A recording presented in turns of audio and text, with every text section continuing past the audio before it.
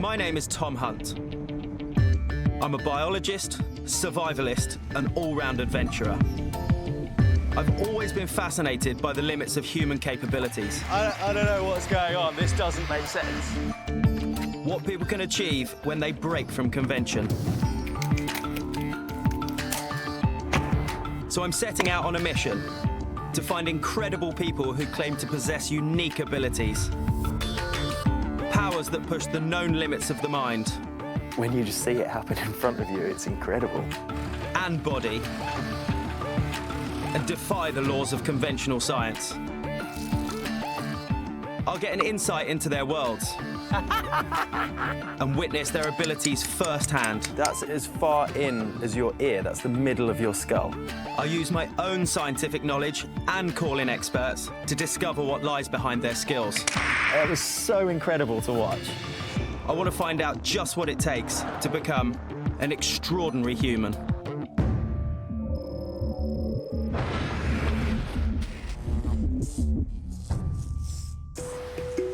We live in a world of super fast computers, where processing power is king. Yet the human brain still baffles scientists with its complexity. But some people claim they have found ways to fulfill the brain's maximum potential and say their minds could rival any artificial intelligence. I'm on my way to track down these extraordinary people. First, I meet a man with a photographic memory like a human hard drive, capable of solving any puzzle. He claims he can crack the Rubik's Cube in just 8 seconds. Look at this, though. Then I search out a man born with a superhuman musical gift. He claims he can analyze, remember, and then replay the world's most complicated music after hearing it just once.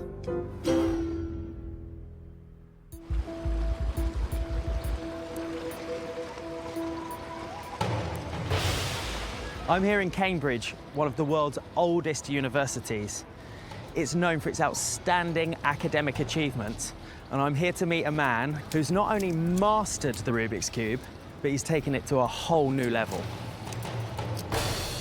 I'm Gabriel De Kiki. I'm 21 years old, and I solve the Rubik's Cube in many ways, mostly blindfolded, so I use my memory to solve the Rubik's Cube. Invented in 1974 by Hungarian Erno Rubik, the Rubik's Cube is a 3-dimensional combination puzzle. With over 350 million sold worldwide, it's become the world's most popular toy, and there are annual tournaments held to reward the fastest solvers. I've heard that Gabriel is the best, and he's currently here being studied by the university's memory lab. I've arranged to meet him at the local pub, where he and the Cubing Society compete.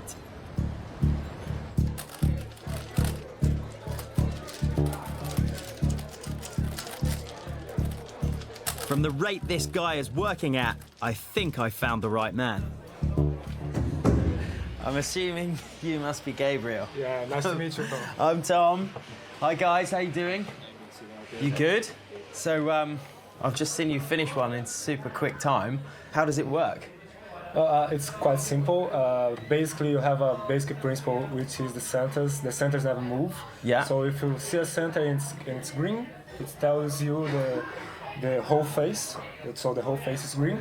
And you have to look at any other piece and follow that. So if you see a piece like it's green and red, yeah, you have to look to the centers that is green and red and put this piece over here. Right, okay. So that's the basic principle, right? Because these things have kind of haunted me since I was a kid. And I used to do, the only way you could solve it was peel the stickers off and then swap them around and put them back on. And they're incredibly frustrating.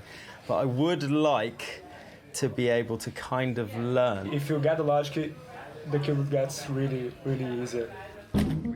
I'm not sure I'm ever going to find this easy. While Gabriel flies through the cubes next to me, his friend Zach shows me the basics. Yeah. Okay, so the usual way to start is to make a cross or like a plus sign. Yeah, so I've got to get that piece there, right? Yeah, just next to the blue center.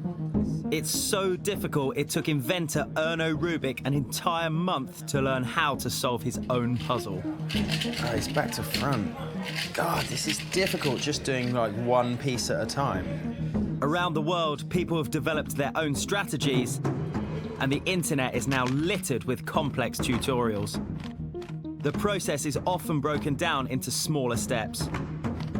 But even once you learn those, there are still over 43 quintillion possible positions on each cube.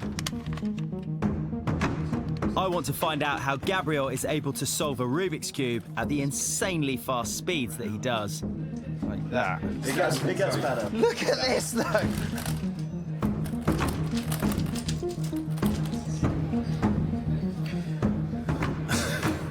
I'm literally struggling to do kind of 1 or 2 pieces at the moment, and you've done 6, 8, 10, 12, 15 cubes. It's not very often I feel stupid, but I'm feeling a bit stupid right now. It's just practice, right? It gets really natural when you practice a lot. How do you challenge yourself when you can do them in? Yeah, there's a lot of ways we can challenge ourselves in the Rubik's Cube. We can solve with one hand, for example, to test your dexterity. But one that I particularly love to do is to solve it blindfolded. You're kidding me. No, that's... I've got to see this. Have you got a blindfold? Yeah. So you can scramble the cube for me? Yeah. The scramble bit I can do. Nice. Solving the Rubik's Cube whilst looking at it is hard enough, let alone blindfolded. Okay, so I'll put the blindfold on. Yeah. How long do you need to see for the memory? I would say like between 20 and 30 seconds. Okay. And you're not moving it at that point, you're just studying Not moving it? at all, just studying it. Okay. Go. Gabriel looks over the cube, seemingly memorizing the position of each square. Okay. Yeah? Yeah. Go for it.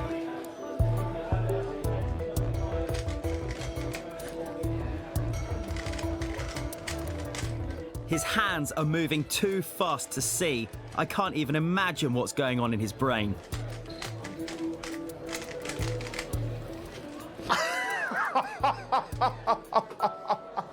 That did not just happen.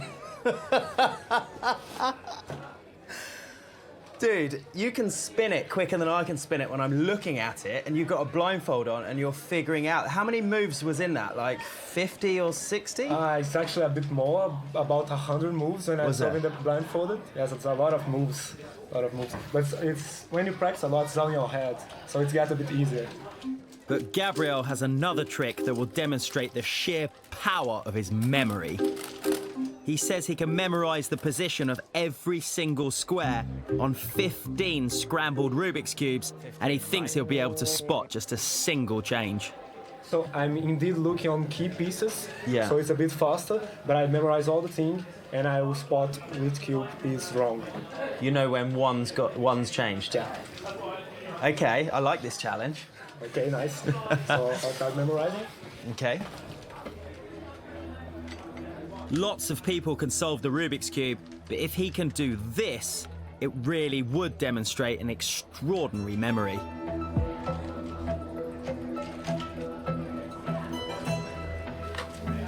Okay, I'm ready. Okay. Okay, I'll just put a blindfold now, and you can change any cube you want. Okay.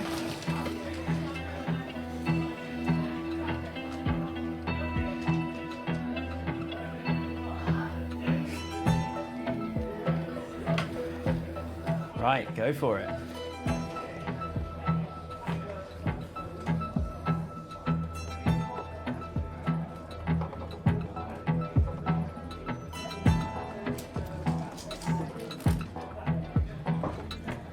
I'm convinced this is impossible.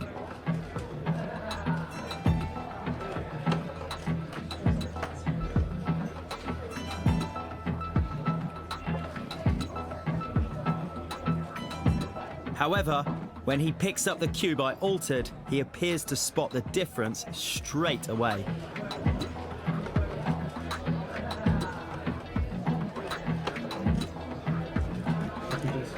He checks the others to make sure. It was this one, and I'm about to tell you which size is removed. So I'm pretty sure you move this size over there. You have done this move, right? How do you actually do it? Every sticker has a letter for me. A letter? A letter, yeah. Right. And with that letter, with 2 letters, I form a word. And with that word, I form a visual image in my brain. And we have excellent visual memory. Yeah. So anything that is visual, it's go deeper in our minds. Right, okay. That is very impressive. Thank you. What Gabriel just did goes way beyond solving a Rubik's Cube. There were 810 squares on those cubes, and yet Gabriel spotted a single change. It was this one. I want to know how he is able to memorize and process this information so quickly in his brain.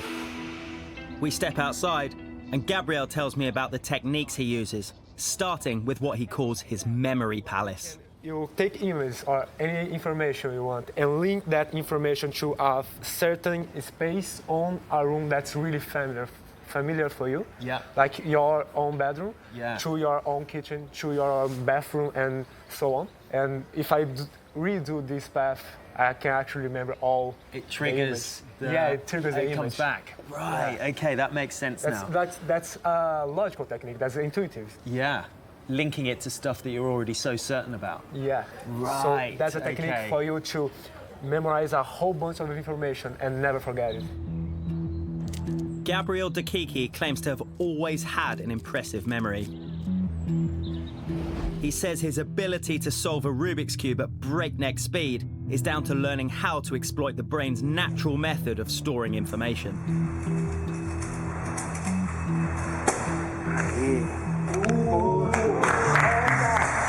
My talent is actually spatial logic and visual memory and all the things that relate to that. And the Rubik's Cube is just a way of showing that in a really awesome way, I'd say. The human brain consists of around 100 billion neurons, specialized cells that process and transmit information. These neurons communicate through thousands of connections, also known as synapses. Memories are formed when certain connections are strengthened.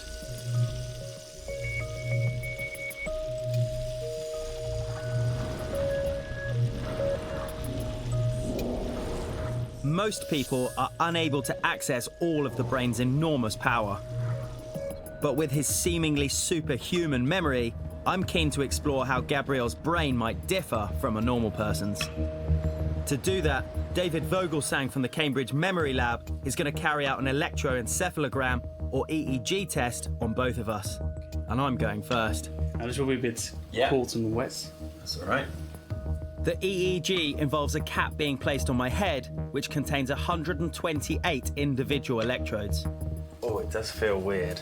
Each electrode has to make direct contact with my scalp. While it may look a bit like a hairnet, it will measure how the neurons in my brain activate when something triggers my memory. The things I do in the name of science, eh? A baseline reading is taken first, from which David will later be able to measure my memory reactions. So in this experiment, you will be presented with a series of words. You have to judge whether you think the word is pleasant or not. Pleasant. Okay. If you think it's pleasant, you press yes, which is button number 2. Yeah. If you don't think it's very pleasant, you press no, button number 1. Okay. Are you good to go? Yep. This test has been designed by the world's leading memory researchers. Every question is designed to fire specific areas of my brain. Next, I have to identify words which have certain letters in them. Now you have to judge whether the letters O or U are in the words. Okay? Yep.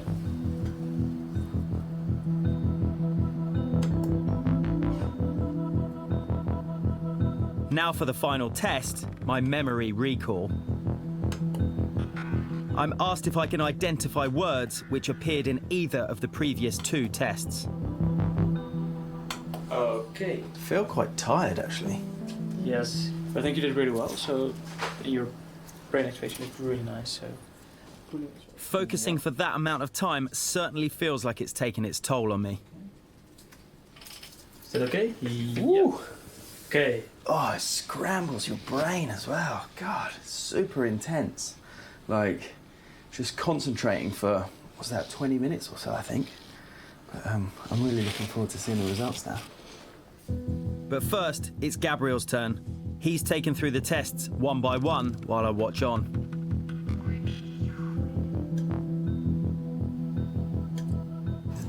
That's involved in these sorts of tests. It's just absolutely incredible. Gabriel reaches the final phase of the test. Now, this is the bit where it gets really interesting. This is the memory recall. So we're really testing his memory right now. It's hard to know from looking at him whether he's finding this as difficult as I did. What's it looking like? Is it good? Yes, it looks really nice. David's now going to process the data to work out if it's the speed of Gabriel's brain that's the key to his puzzle-solving skills.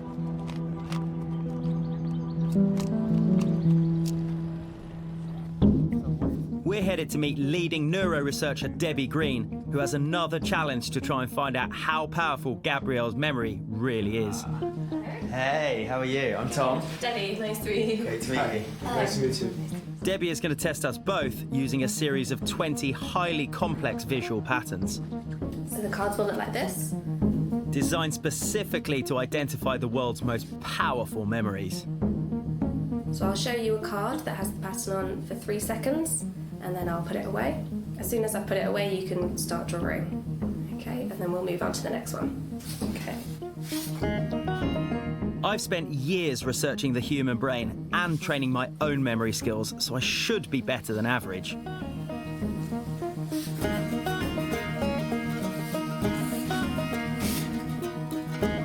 But each of these images is pushing my memory to a whole new level.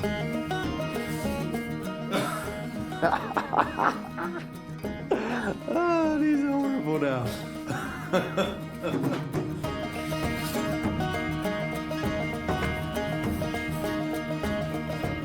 And just halfway through, I've reached my limit. Right, I'm pretty sure I got the last 5 wrong, so I'm gonna bow out now. Okay. But Gabriel is still sailing through. He clearly has a technique enabling him to remember the patterns. It's getting harder. This is the last one. And he makes it to the final image, designed to be almost impossible. 10. Fantastic. The ones at the end, I was just watching, like, make me feel sick. They are insanely difficult. They get very, very hard. Time for the results, starting with the outcome of the EEG tests. I wanted to know if Gabriel's brain functioned differently to mine when he used his memory. David has mapped the speed of our neurological responses onto a graph, and having analysed the results, his answer comes as a bit of a surprise. So what basically happens is these responses that you see here are usually related to some kind of attentional processes, decision-making processes, and the actual recollection of an item, when you really have this vivid and detailed memory of a particular event, happens in the 500 to 800 millisecond time window, and it's reflected in this positivity. Both of you remembered them correctly, but there was no real difference between you. That looks super similar. That looks very similar. I'm a little shocked by the results. I'd expected the EEG to show a difference in the way Gabriel's brain worked when compared to mine. But the speed at which we both accessed and remembered information in our brains was the same. Perhaps the result from Debbie's visual pattern test will prove Gabriel's memory is much more powerful than mine. So for this, you can see Gabriel did a lot better. So Tom, you're looking at the 70th percentile, so still good, still very good. Gabriel, you were up on the 95th percentile, so very, very well. While being in the top 5% of the population is impressive, the neuroscientists say it doesn't qualify him as extraordinary. But he's still outperformed me by far, and I pride myself on having a good memory. Gabriel thinks with years of dedicated practice, anyone could learn to puzzle solve like he does. So actually it shows what I tell everybody. It's not about being born a genius or a Rubik's Cube solver. It's because I practice a lot. It's all about what I do. So I think that's a nice thing we can take from that. Yeah. But I'm not sure that just anybody could do what he's about to attempt.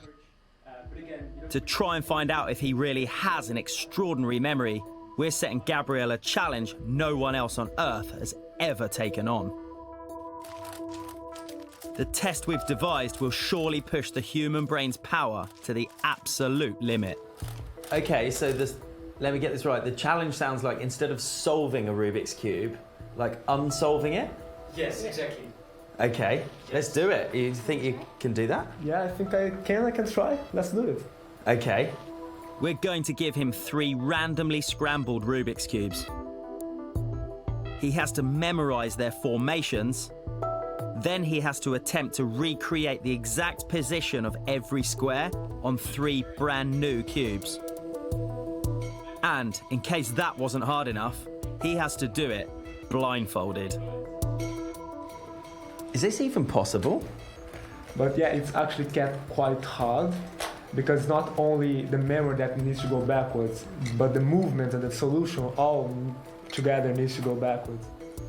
I don't want to have a lack of faith, but there's no way that you can do this. Thank you very much. If you can do it, I'll buy you a pint. Okay. But I don't believe that's possible.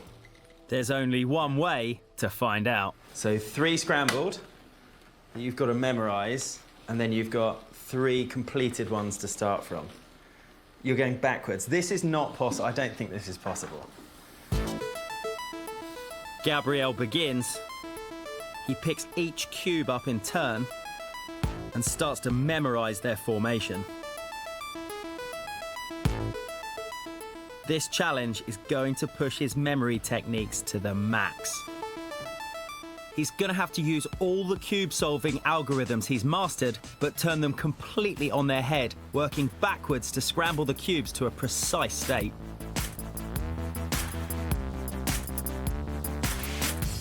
I can't even begin to imagine how he's attempting to do this.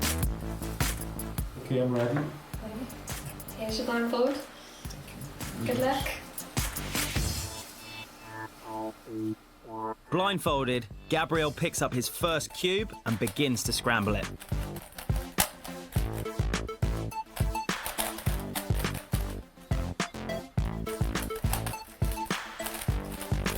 The neuroscientists cannot believe what they are witnessing. And from what I can see, he seems to have completed the first cube correctly. He's straight on to the next. But when he pauses, I wonder if he's lost his place somehow. But then he continues.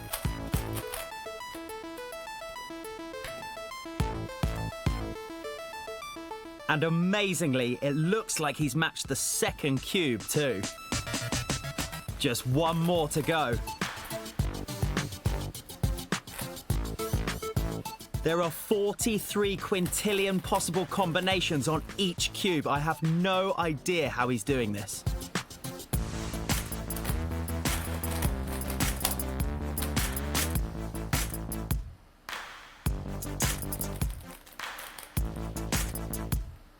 But incredibly, it looks like he's done it.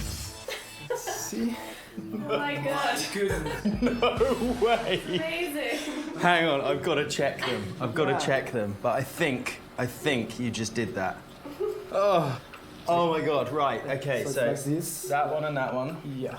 that one and that one, Yes. and that one and that one. Okay. Right, okay. Let's see. Do you guys want to check one? We each check the cubes to make sure.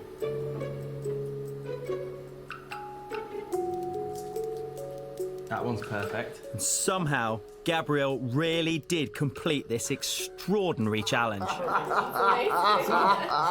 Yeah. Oh, God. You just earned yourself the best pint in the whole world. Oh, There is. thank you. Oh my God! That was- Honestly, Oh, thank you. that was one of the most Yes. amazing things I've ever seen in my whole life. That was incredible. I have confidence, but I'm very impressed. I'm not sure I believe what I've just witnessed. Gabriel Dakiki has trained his extraordinary memory to be able to complete even the most seemingly impossible of tasks, making him the ultimate puzzle master.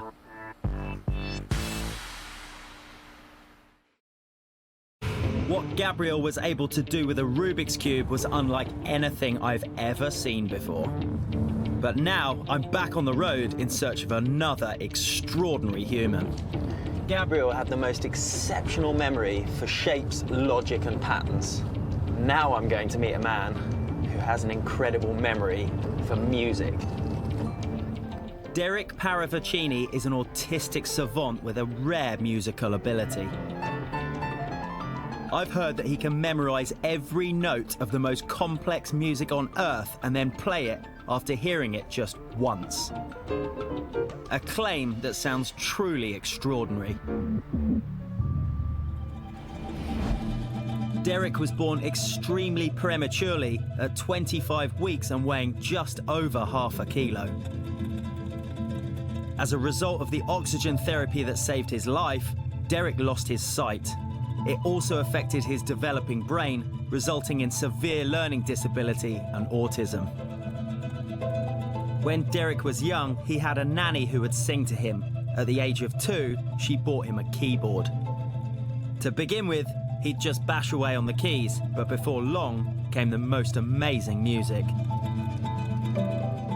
His parents arranged for him to attend the Linden Lodge School for the Blind. On his introductory visit to the school, he headed straight for a piano, which was being played by teacher Adam Ockleford. He literally came up behind me and pushed me off the piano stool where I was trying to give a piano lesson and just started to play. But he played with his knuckles, his karate chops, his elbows, his nose. It was complete mayhem. And suddenly, amidst all the clatter of notes, I discovered he was playing Don't Cry For Me, Argentina. Adam encouraged Derek and arranged weekly but then daily lessons. We treated music like a conversation, so I would copy Derek and Derek would copy me. And gradually it clicked, actually. It was quite a good game. And that really opened him up to the world of other people. That was a critical thing. Derek now plays in a quartet, but while other musicians require sheet music and multiple practice sessions, Adam says Derek uses his innate musical gift to memorize the tunes after a single hearing. For Derek, every note on the piano, for example, is unique.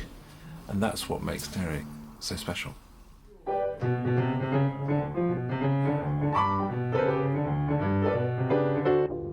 I want to test the claim that Derek has a natural-born ability that makes him different to every other musician on Earth. Derek is performing a private concert tonight, so I've come along to hear him play.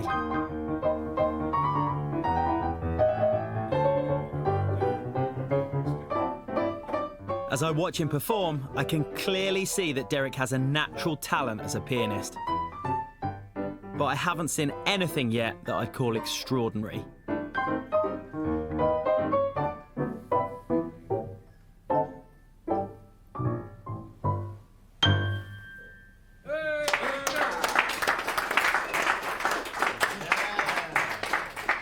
Was it good, Tom? I enjoyed it. I'm more interested, do you enjoy it, Derek? I do enjoy it, thank you, Tom. Good. I've heard that Derek has a mind like a jukebox, and I'm keen to know how many tunes he has stored in it. His mentor, Adam, tries to think. Derek, what do you reckon? How many pieces? I'm not sure how many pieces. No one knows, Tom, but it must be tens of thousands of pieces. Thousands of pieces. Must be. Because the funny thing is, Derek, as soon as you've heard something, you kind of, Yeah. it's in there. What, even if he's only played it once? Or even heard it, not played it. Derek, it's not like you have to practice pieces, because you've got such clever fingers, Derek, you can just play it. Adam says Derek is able to identify every individual note in any tune he hears. He can then remember the tune and replicate it straight away.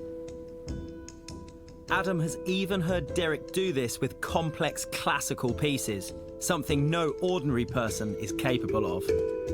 If this is true, it definitely sounds extraordinary to me. Okay, hang on a second. I'd love to hear this. Has anyone got any music here that would potentially work that they think Derek wouldn't know? Well, actually, I'm from Portugal, so I am wondering whether Derek knows Portuguese music, fado. Think I know that, Fado. Could we get some up? Try some? We can try some. Okay. So fado's like sort of folk music? Is it? Folk music. It's traditional Portuguese music, yes, I would say it's folk So music. have a listen, Derek. Derek listens to the tune to ingrain it into his mind. I think this is just the introduction. It certainly sounds complicated to me, but will it be a challenge for Derek? You reckon, Derek? All right. Okay.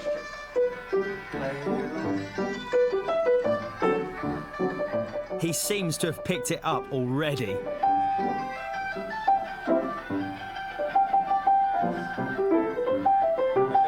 Shall we try then, Susanna? Try it.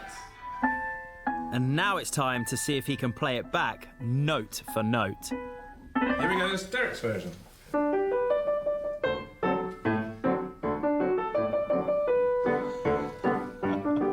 It's certainly sounding similar to me.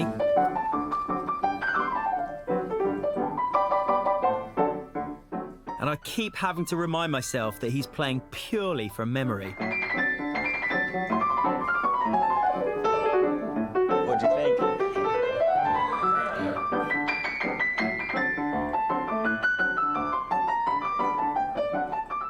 Derek even starts to add his own twists. Should we do a different style, Derek? Different style, I'll take. While I can't prove exactly how accurate he's repeating it, he is playing this without any sheet music to follow.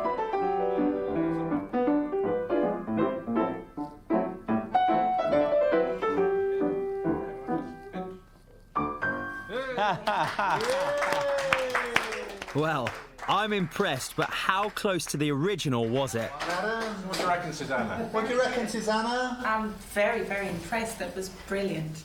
Really good. Derek, is this difficult for you, or does it seem like hard work? Not really. I just enjoy it. Just happens. Just happens, yeah. Derek's got a store of notes, and he's got all the rules of Western music, so he can improvise.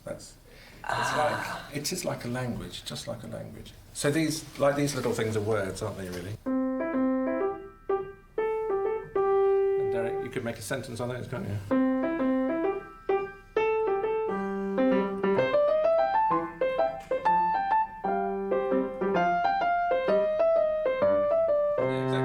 Exactly like us having a conversation. Yeah. Wow. It's like an abstract conversation in sound.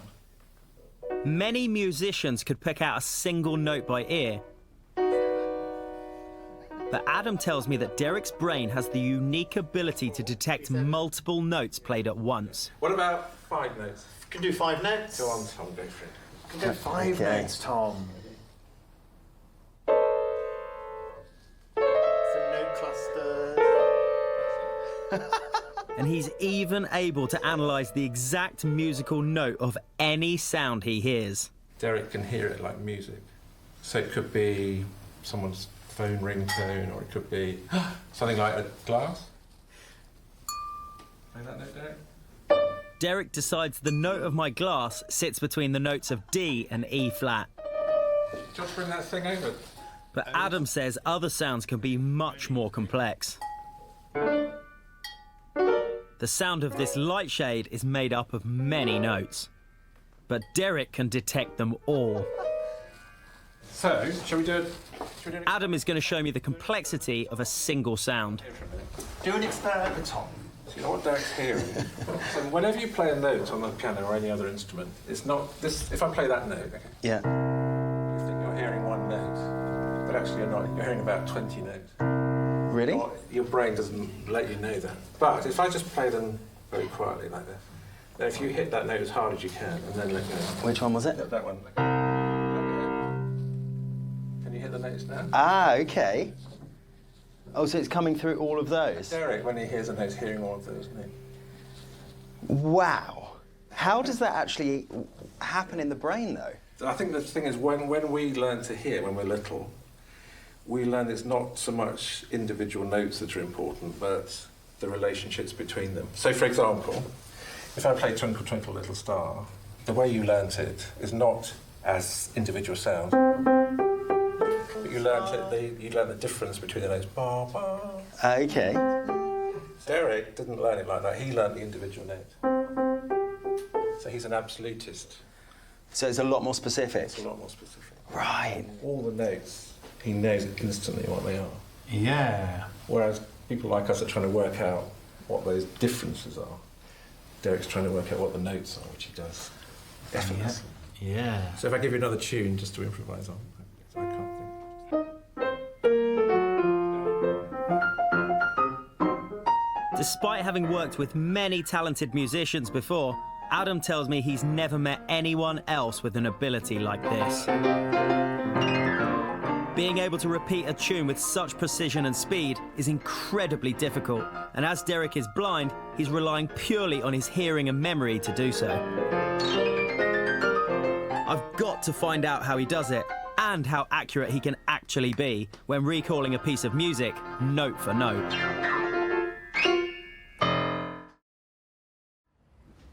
Adam has arranged for me to meet a colleague of his at the University of Roehampton. Evangelos Himenides is an expert in music perception and has some specific technology to test Derek's accuracy. Hey. Hi. Hello, Derek. Hello, Tom. How are you? Very well, thank you, Tom. Evangelos talks me through the equipment. We have set up what we call a kind of MIDI lab. It translates to the musical instrument digital interface. The system will record every single note Adam and Derek play, as well as the speed at which they hit the keys. This whole thing will translate into an actual spreadsheet so that we can make the comparisons and try to see how the two performances compare. Before we challenge Derek, Evangelos is going to show me how the system works. So if we ask Adam to play a chord and then Derek to respond, and then we'll stop the recording and have a look at what we actually captured. So Adam. Here we go.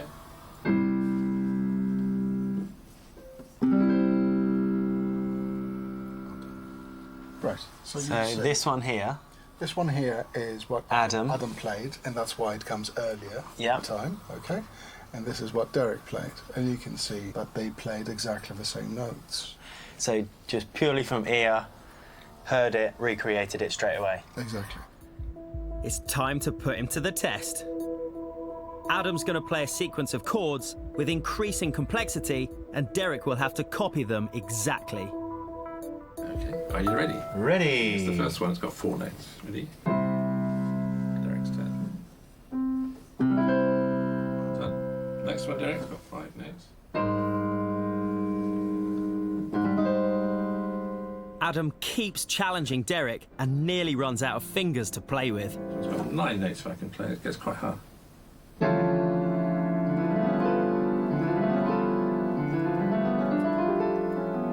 done, Derek. If we look at the screen, you can see that's Adam's first screen. You can see the 4 notes. You can see Derek's response. Yeah. The same notes. Okay. Now, the amazing thing is the actual time lapse, again, between call and response. And with Derek, what we've assessed is that his response is usually so fast that it's less than a second. Usually it's about 350 to 400 milliseconds. Really? So it's about a third to half a second, yes. Hear it, process it, replay it. Exactly. The speed of that is incredible. To make it even tougher for Derek, I ask Adam to play a totally improvised tune. Ready? Yeah.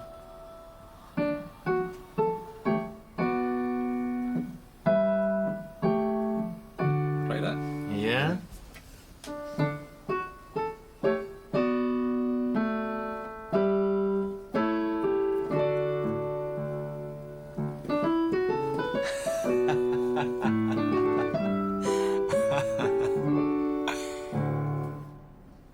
Derek, I must admit, I don't normally like show-offs, but in this case, I'm willing to make an exception. Yeah.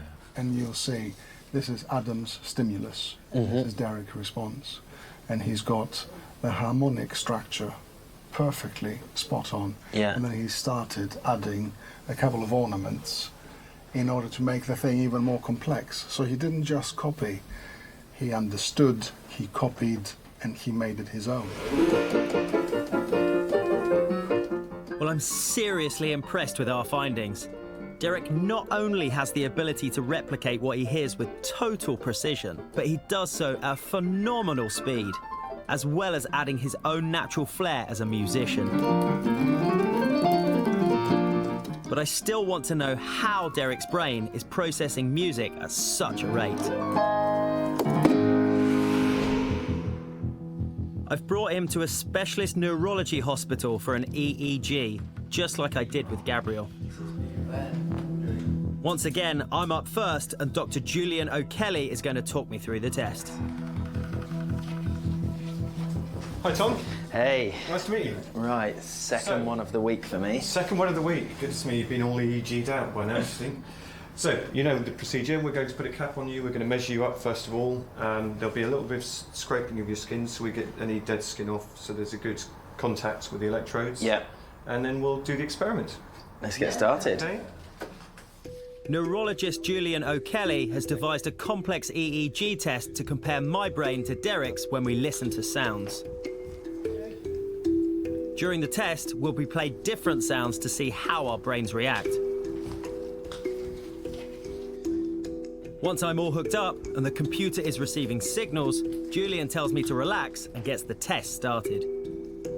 The first sounds played are a sequence of everyday noises. Right, here we go.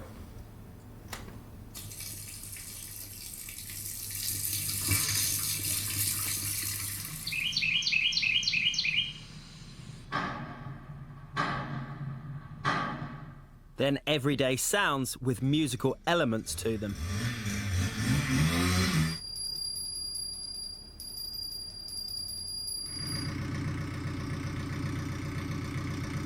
These are followed by actual chords, which seem to send me to sleep. And last, a piece of complex classical music.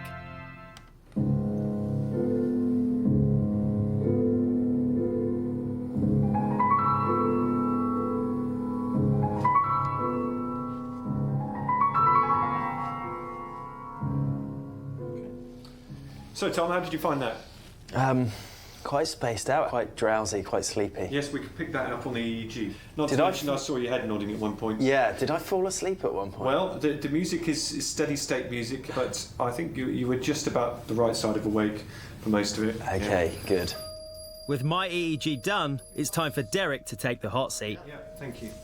Derek has what's known as absolute pitch, a rare auditory phenomenon only possessed by 1 in 10,000 people. Absolute pitch is characterized by the ability to identify or recreate a musical note without the benefit of a reference tone. I'm keen to see what differences the EEG picks up between us. Okay, relax your jaw and just relax yourself while you listen to these sounds. Okay. Okay? Okay.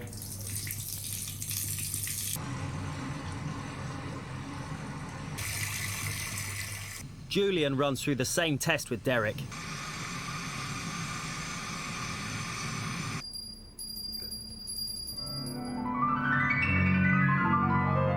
He manages to stay much more alert than I did.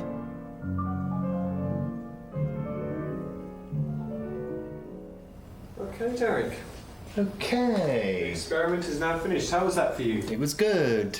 Julian, I was just wondering, were there any immediate differences that you could see between myself and Derek? It's very hard to say before I chop the data up and clean it, but I noticed that Derek wasn't quite so drowsy during that, whereas we could visibly see you nodding off. Yeah. Julian now has to analyse the data while we wait to find out the results. I've seen how accurately Derek is able to replicate what he hears, and at a superhuman speed. but I'm yet to find out if there's something neurologically different about him that makes him extraordinary. I'm hoping the outcome from the EEG might hold some answers. Julian's joined us to talk through his findings. Let's go through Derek's results. Yeah. You were very relaxed during the silent period at the beginning.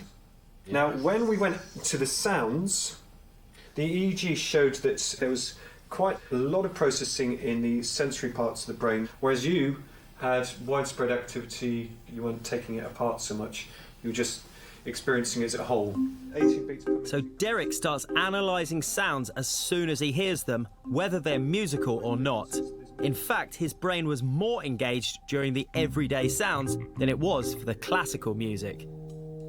There's certainly a focus on the early processing of the sound, not so much a focus on perhaps the chordal structure or the harmony structure, but if you can have that focus on the more minutiae of elements and you've got some understanding of music, you can put the rest of it together. One of the characteristics, Derek, of someone with autism is this interest in perceptual detail. We tend to see the big picture. When we look at a building, we don't count the windows, we just see a kind of rectangle. Whereas someone with autism would tend to think he has 36 windows, and then they realise it was a rectangle. And that's the same with you, Derek, and it ties in with the absolute pitch, because Derek's actually perceiving each separate note rather than the big structure. Derek, it means that you can process music in a very, very detailed way. Results like this give me a real understanding of how people think, and kind of it's like putting a jigsaw together. It's been absolutely amazing to try and unpack the enigma. Yeah. Do you think you're an enigma, Derek? I am an enigma, Adam. The test has revealed that Derek's brain really does work in a phenomenal way, enabling him to interpret and memorise music far beyond the capabilities of any ordinary musician. So on the outside, Derek is clearly very autistic. He struggles with language, struggles with numbers, and sort of struggles in a social sense. But when he gets on the piano, his fingers dance in the most amazing, magical, musical way, and his personality really comes out through the keys. It was really just the most beautiful thing to watch, and I've really enjoyed getting to know him over the last few days.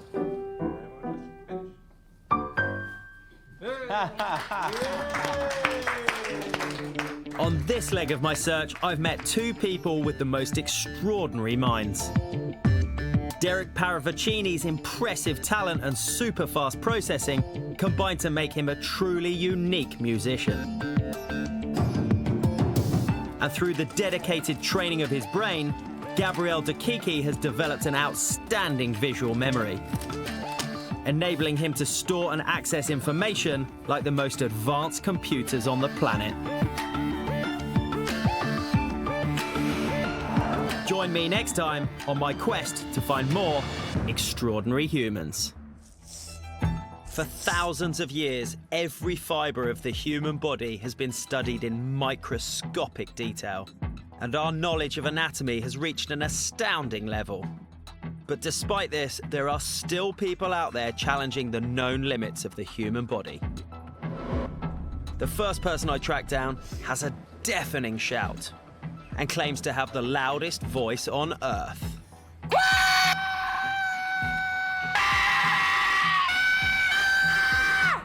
Louder than some of man's noisiest machines.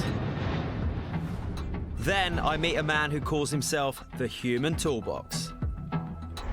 He says he is constantly pushing his physical limits to gruesome extremes by forcing bigger and deadlier objects into his skull. Brad, seriously, do you know how close this comes to your brainstem? It's a dangerous act. My search for the world's loudest voice starts here near London's Heathrow Airport, where the noise from huge aircraft is absolutely deafening. This is Myrtle Avenue, and it's reputed to be the loudest street in the whole of the UK. It's not surprising, it's sat directly under the Heathrow flight path. Now, I've just measured one at just over 100 decibels, but I'm actually here to pick up someone who can shout at over 120 decibels and holds the world record. how can a human voice be louder than this? Annalisa Flanagan is a primary school teacher from Ireland. On the surface, she looks like a totally normal woman. Hi, my name's Annalisa, and I can shout louder than anybody else. Annalisa claims she can reach volumes even louder than a pneumatic drill. She's flown in to meet me, and I can't wait to hear her extraordinary voice for myself. Annalisa tells me she had no idea she'd been born with such a powerful voice. Age 19, it was just pure chance that her family attended a shouting competition, and her twin sister decided to have a go. At the time, the current world record was held by a man called Donald Burns, and he had 119 decibels. And my twin sister Nikki went first, and she got 119.1, and then I had a go and got 119.4. So I guess you could say we're the loudest twins in the world as well. A few years later, when Annalisa was asked to defend her record, she actually beat it, shouting at 121.7 decibels. That's the loudest that I've ever been, and I've held the record now for 22 years. But just how loud is that? The decibel scale measures the power of sounds based on human hearing. The scale is logarithmic, which means an increase of just 10 decibels is over 3 times more powerful, and an increase of just 20 decibels is actually 10 times louder. A whisper measures just 30 on the decibel scale, while normal human speech measures 60. That's only double the decibel reading, but it means it's actually 30 times more powerful. Lawnmowers measure in at 90 decibels, and car horns usually hit around 100 decibels. A pneumatic drill is another 5 times louder at over 114 decibels. But somehow, Annalisa claims she's even louder than a pneumatic drill. So to put her shout to the test, I'm going to put her up against some of the biggest, noisiest sportsmen I can find. Rugby is a highly physical contact sport, and its players are fiercely competitive. Annalisa, I picked a bunch of rugby players. I thought they're getting the scrum, they're shouting a lot, they've got to shout across the field. How do you think you might measure up to them? Oh, well, I'll certainly give it a go. I'll try my very best. Hopefully I'll be able to come out on top. As well as their sheer size, the London Scottish rugby team are also known for their vocal power.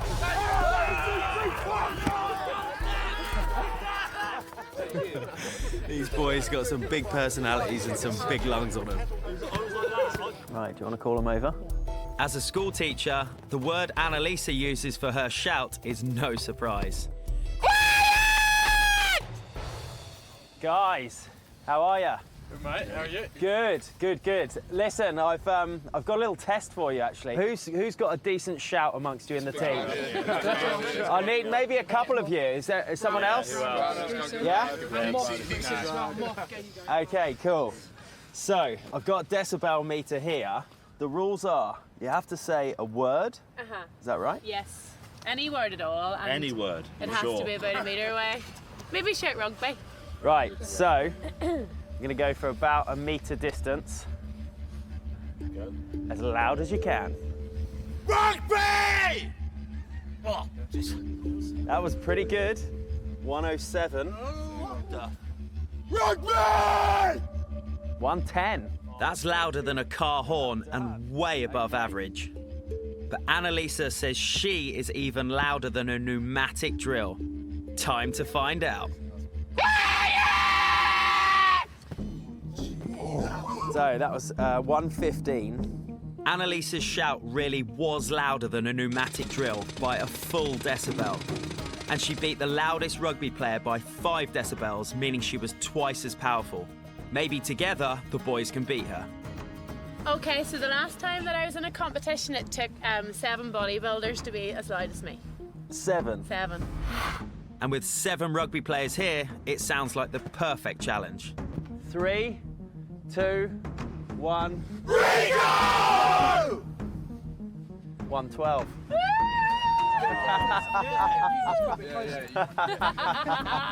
Love it, love it. It doesn't seem like much, but that 3 decibel difference means that Annalisa's voice was almost 50% more powerful than all the rugby players combined. Well, lads, you managed 112 as a group. But Annalisa has beaten you hands down first go. Yeah. We'll probably stick to the rugby. Well, brilliant. Thanks for playing along, guys. I'll let you get on with it now. You can go and get changed. Cheers. While seeing Annalisa in action was impressive, I'm not sure I'd count it as extraordinary.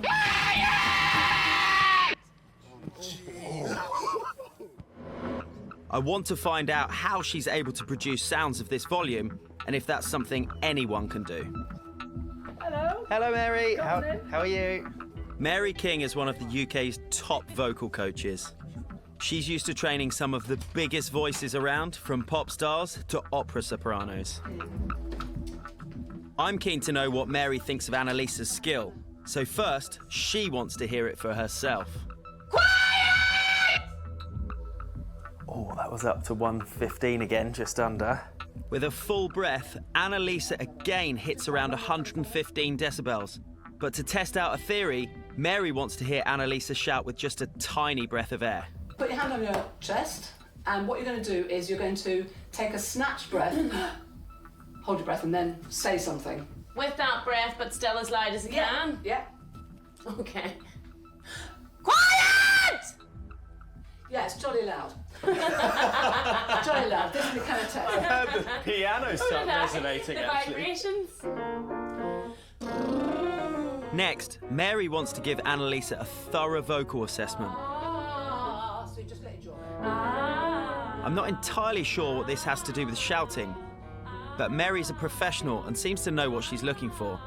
In fact, Mary believes she may have already found an explanation.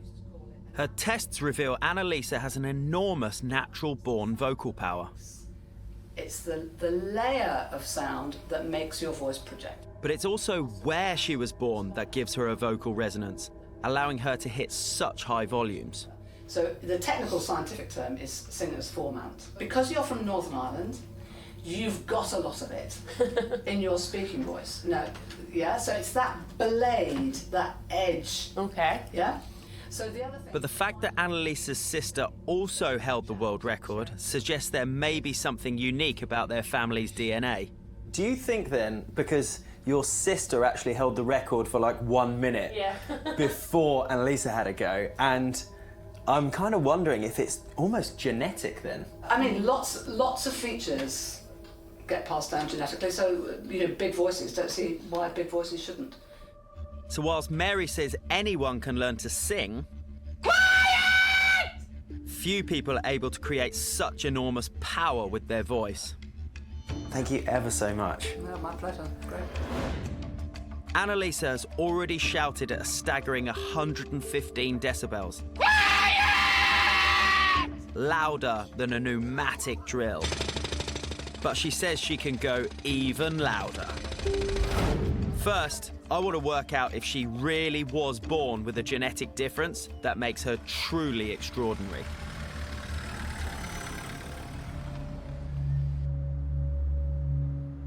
As a biologist, I always want to find scientific answers to the extraordinary claims of people I investigate.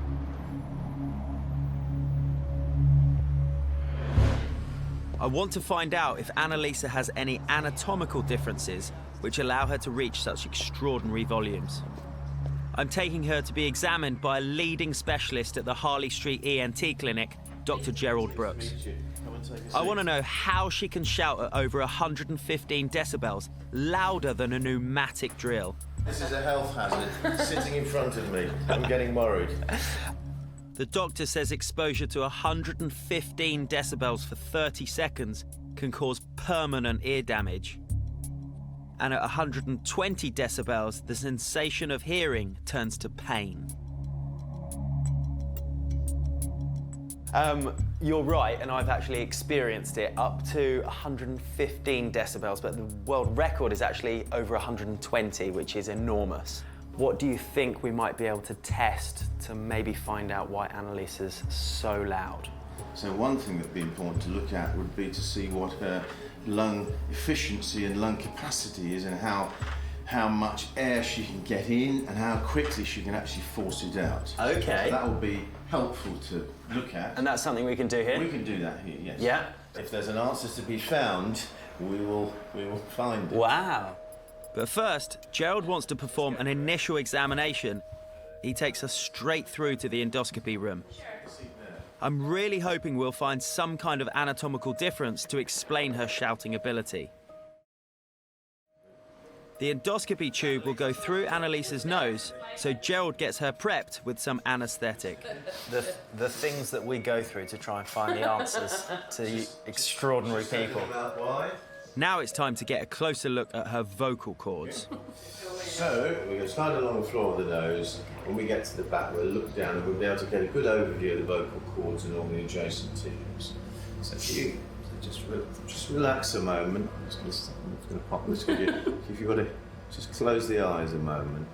Okay, so through the nasal cavity, to the back of the nose, the adenoids, small adenoids. We can see down there. We can see a good view of the vocal folds. And can you say "ee"? Do that again. The footage from the endoscopy camera allows us to see Annalisa's vocal folds clearly. Our vocal folds open when we're breathing to allow air into our lungs. But when we speak, they close and air from the lungs presses between them to cause vibrations that make sound. Okay, would you like to do something louder? What about a shout? Okay. Yeah. Quiet! Okay. Does it look unusual in any way compared to a normal person? It's got a little bit of inflammation. So try again. Quiet! Okay, once more. Quiet! Yeah. Okay, well done. That's just... Yeah, so I don't think there's a lot particularly unusual about that. So healthy but not extraordinary? Yeah.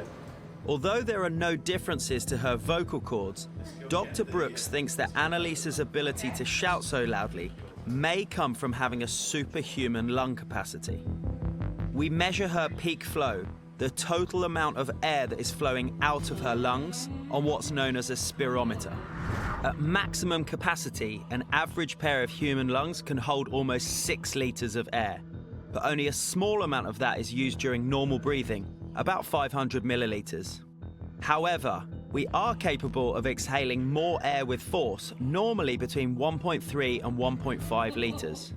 If Annalisa can generate a greater than normal airflow when she forces her breath out, then that may be helping to give her the volume when she shouts. I really hope this gives us some answers. Well, she's got excellent, efficient respiratory capacity. She's got a very good inspiratory flow. She can inspire 6 litres of air, I won't say effortlessly, but with some effort. So 6 litres of lung capacity, is that normal? Is that regular? Is that large? That's good. Is it good? That is good. Unusually, Annalisa can exhale her entire lung capacity. But Dr. Brooks says the key to making a louder sound is controlling how fast she can push that air out. The voice expert Mary King also thought there was something special in Annalisa's vocal tone, a result of the speed of her speech. The technical scientific term is singer's formant. You've got a lot of it in your speaking voice, yeah? So it's that blade, that edge. Dr. Brooks suggests we run a computerized voice analysis on Annalisa to find out once and for all. Annalisa has to sit in a soundproof booth and will be taken through a series of exercises by vocal expert Desney Marston. Okay, Annalisa, so we're going to start the tests now. Now, it's all very self-explanatory. Follow the instructions, and then at the end, we'll have it analysed. Okay, no problem. Thank you. Just when you're ready, press next. I'm Okay. going to close the door so Sure. that we get a nice contained sound. All Okay, right? thank you. See you later. Bye. In the first test, Annalisa is asked to hold a note for 5 seconds. The software will analyse the stability of her voice.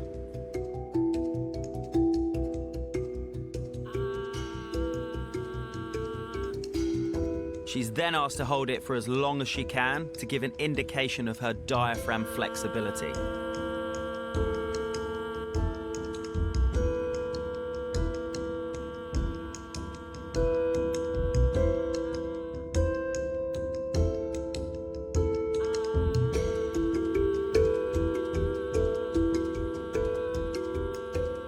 For her final test, Annalisa reads a phonetically balanced passage.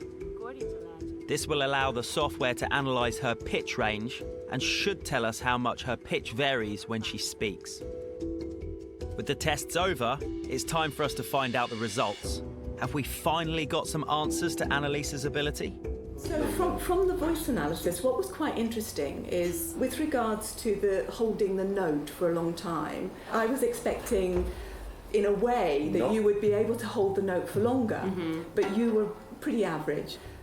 After her outstanding results in the peak flow test, this does come as a bit of a surprise. So with the lung function, you were pretty good at that, weren't you? There was a large amount of, there's a big volume in your lungs. Yeah. But what this shows is although you've got a big volume in your lungs, you haven't got the technique to utilise it to hold a note over a sustained period, right. which also could be why you can shout so loudly, because you can get that air out so forcefully. Well, she's got a very good lung capacity, we accept that, and she can actually, the airflow out is very, she's got a good rapid airflow out, so that could be a factor, but there's some determination behind that to drive it out. So her lack of vocal control actually indicates that she naturally has a much bigger airflow than any normal person, and that is the key to her power. Okay, so it's kind of like painting a picture of putting everything together. Good lung size, good airflow on the way out. I just see myself as kind of a normal person anyway. I just think I was in the right place at the right time and just sort of let it go. And I mean, I understand what you're saying about the determination and stuff. I would be a very determined person. I like to win things, and I think that would be a big factor of it.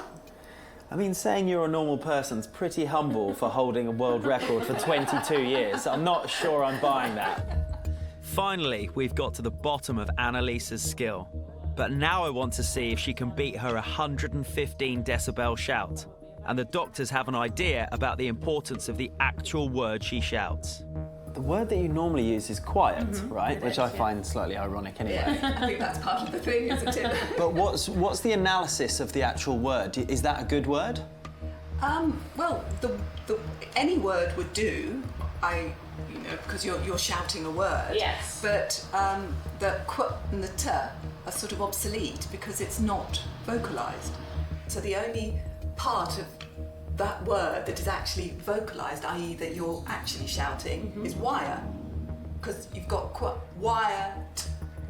Okay. So you could actually shorten the word down to wire, because it would be the same effect. Okay. But without the wastage. Without the wastage, exactly. Oh, that could be really interesting. Okay, I think if we have an attempt in the sound booth, do you fancy changing the word? I don't mind at all. I'll give it a go, yeah. To put this theory to the test, we head back to the booth to see if a change of word could help Annalisa beat her winning shout at the rugby pitch. Good. Right, ready? 3.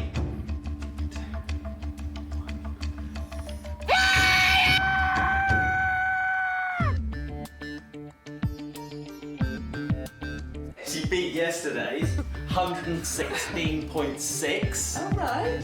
Annalisa has smashed yesterday's attempt. That's actually 30% more powerful and by far the loudest I've heard her shout. And with a bit more practice with this new word, Annalisa says she thinks she'll be able to beat her current world record in no time. It's been brilliant to get you into a proper sort of scientific test, and that's a really clean result. Oh wow, I can't believe that you've beaten it. Annalisa's natural lung capacity, strong accent, and determination to be the best all come together to give her one deafening shout. And having held the world record for an astounding 22 years, I definitely think she's extraordinary. Oh wow, I can't believe that you've beaten it. Up next, I track down a man who's constantly pushing the limits of his anatomy by forcing bigger and deadlier objects into his skull.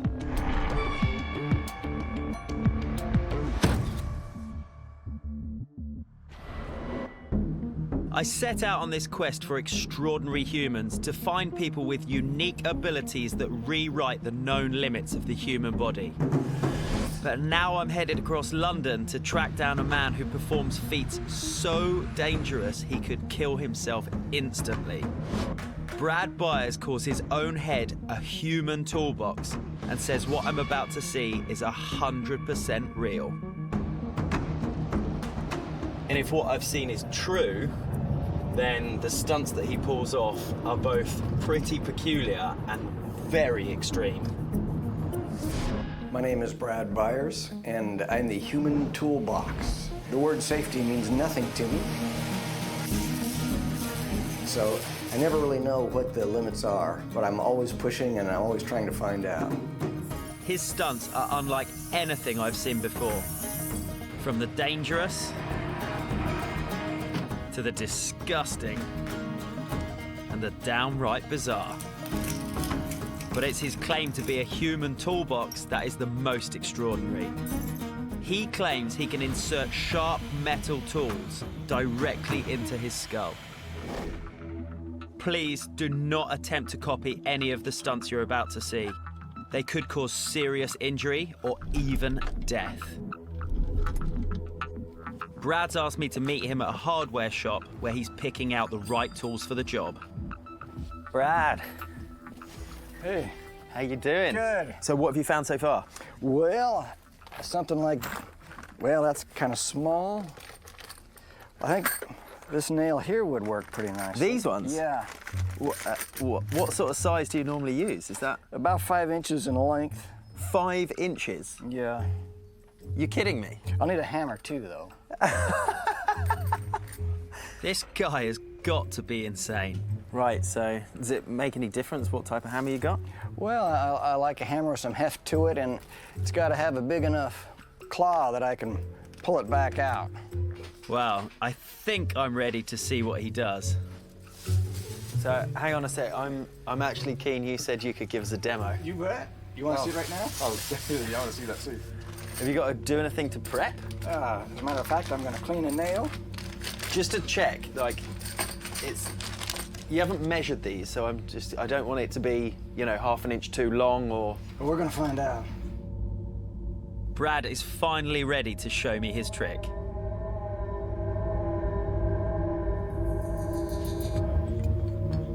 Oh.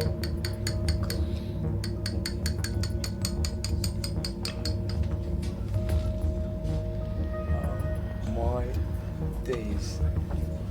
I'm not sure I believe what I've just seen. These are all the same length, right? Yeah. Just hold tight for a second. That's as far in as your ear. That's the middle of your skull. If I go any further, I'll hear that crunching noise. Oh, no, don't do that. Don't. And now you just... Use the claw to withdraw it. Okay. Oh. I swear it looks longer when it came out. What Brad has just done is insane, and it looks seriously dangerous. But I'm certain there must be a trick behind it, so I ask him to do it again. Is there not something really ironic about cleaning a nail because it might be dangerous and then hammering it and it's 5 inches long towards your brain? Well, it could cause some bleeding. I don't want to get an infection.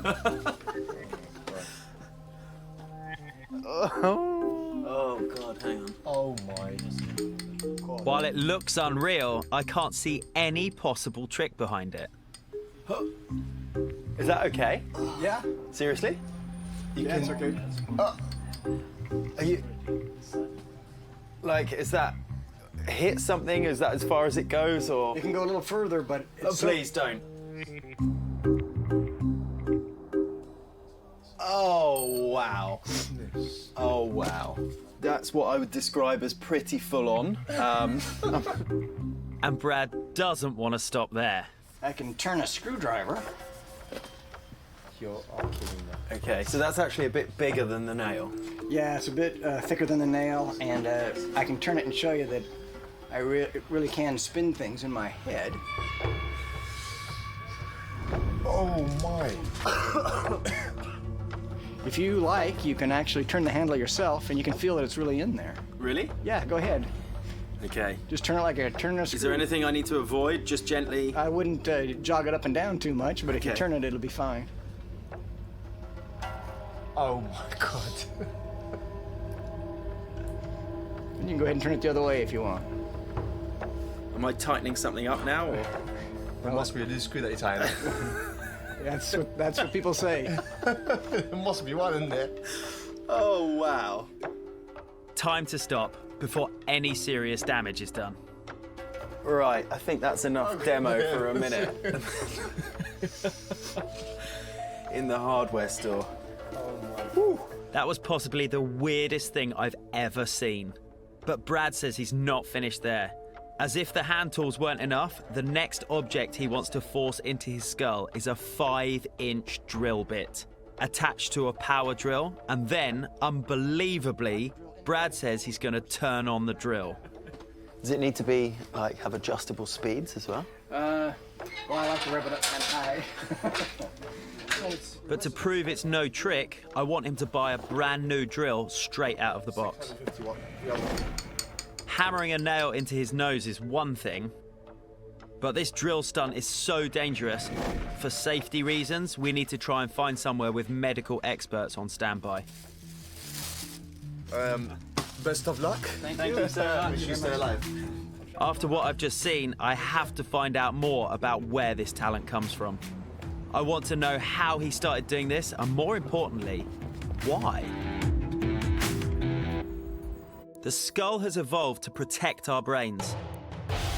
But impact forces can become too great, and sharp objects can penetrate the bone, resulting in deadly effects.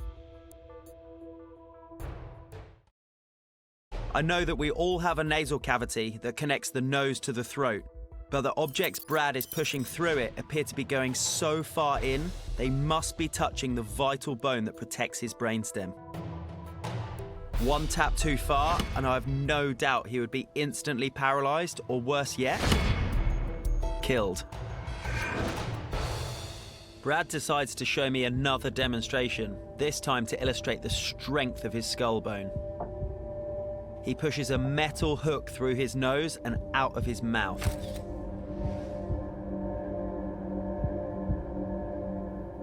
And he then hangs a steel anchor from the hook and somehow lifts it off the ground, placing all the weight onto his palate. The anchor weighs at least 30 kilograms, easily enough to fracture his skull. But he appears to feel no pain at all. Now he's preparing to put the drill bit up his nose. If he pushes it in just a millimeter too far, I'm worried the hammer mechanism will engage, causing instant death. Why would he do something so clearly dangerous? This really isn't what I would call a normal skill. It's not something you just stumble across. So how did you get into this? What age did you start? I began as a juggler at 15. And after high school, I started traveling with circuses. And I wanted to get out of the circus and do more original acts and different kinds of venues. I don't even know where you start. Do you start with a small one and just kind of try? Or where did your thinking even come from?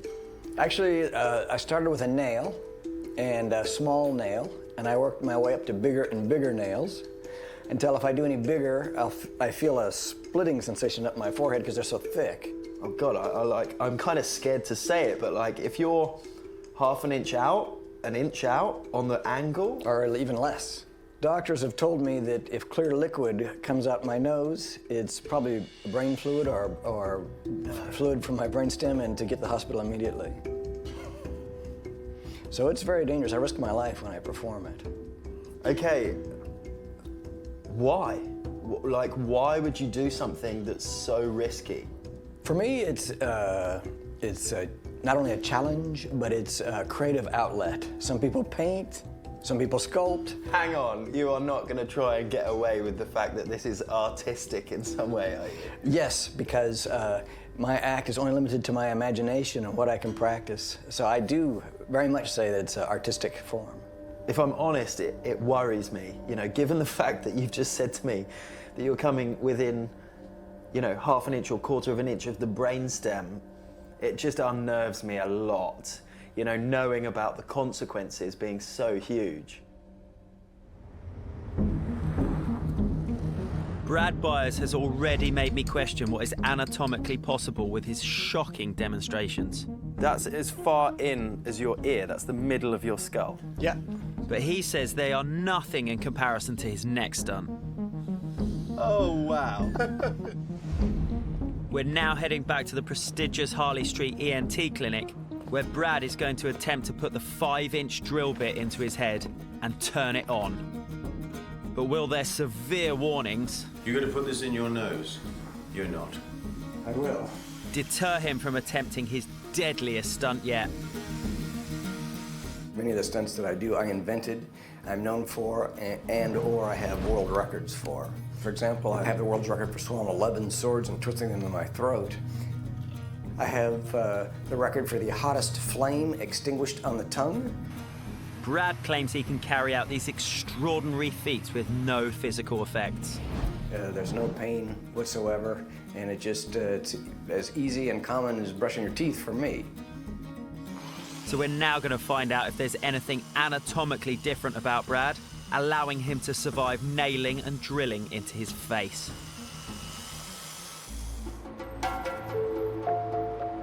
To try and find a scientific explanation for Brad Byers' incredible ability, we're now bringing in the latest technology.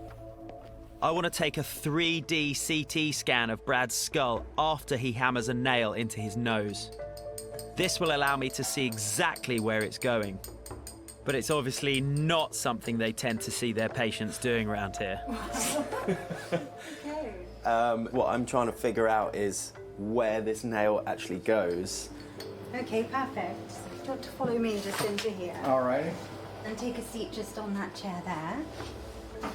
This machine will take cross-sectional images of Brad's skull, then feed them back to a computer to generate a detailed 3D image. Even the test scan gives me an idea of how deep in his head this nail goes. That just looks so crazy. Brad has to hold his head completely still as the CT scan is taken. He's just sat there perfectly normal, really nonchalant, and he's got a 5-inch nail in his head. With the test done, it's time for Brad to finally remove the nail and for us to take a closer look at the results. Right, let's get some images up. Oh, wow. Immediately, the scans clearly show that the tip of the nail comes within just a few fatal millimeters of his spinal cord. Brad, seriously, do you know how close this comes to your brainstem? It's a dangerous act. Dangerous? You're redefining dangerous. We're talking like millimeters. The 3D images make it even more apparent just how dangerous this stunt is. The nail runs straight through the nostril, completely blocking off one of his airways, and hits the back of the nasal cavity. With only a few millimeters of tissue stopping it from rupturing his spinal cord, just a small hit too far with that hammer could cause catastrophic damage. What I want to know is if there's any anatomical difference that allows Brad to do this. ENT Dr. Gerald Brooks will hopefully give me some specialist insight. What enables Brad to survive these insanely dangerous stunts where other humans would not? Do you feel anything when you're doing this?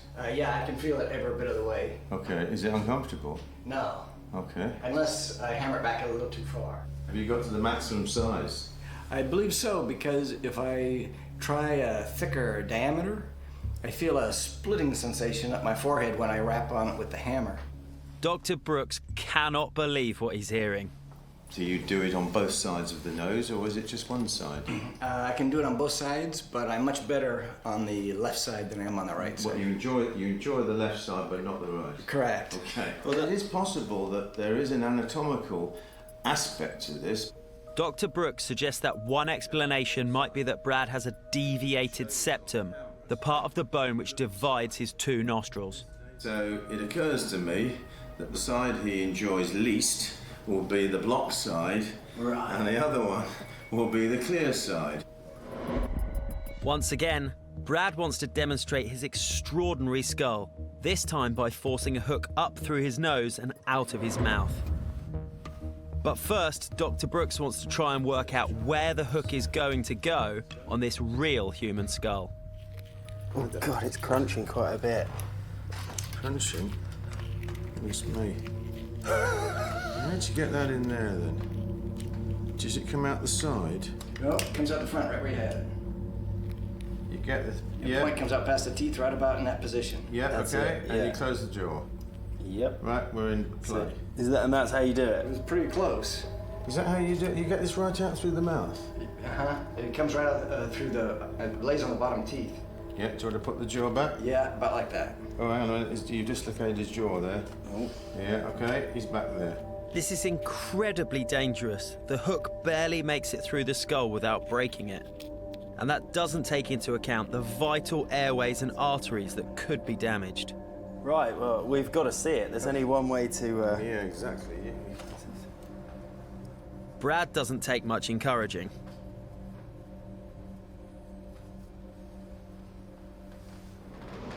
Drum roll. Oh, yeah. Oh, my goodness. Okay. Oh my Lord. Oh look, it's moving the soft palate. The soft palate is the area at the back of the roof of the mouth made up of soft tissue. It's extremely delicate and can easily be damaged. I've seen some things in my time, but this is winning. And what about reversing? Okay. That's pretty impressive.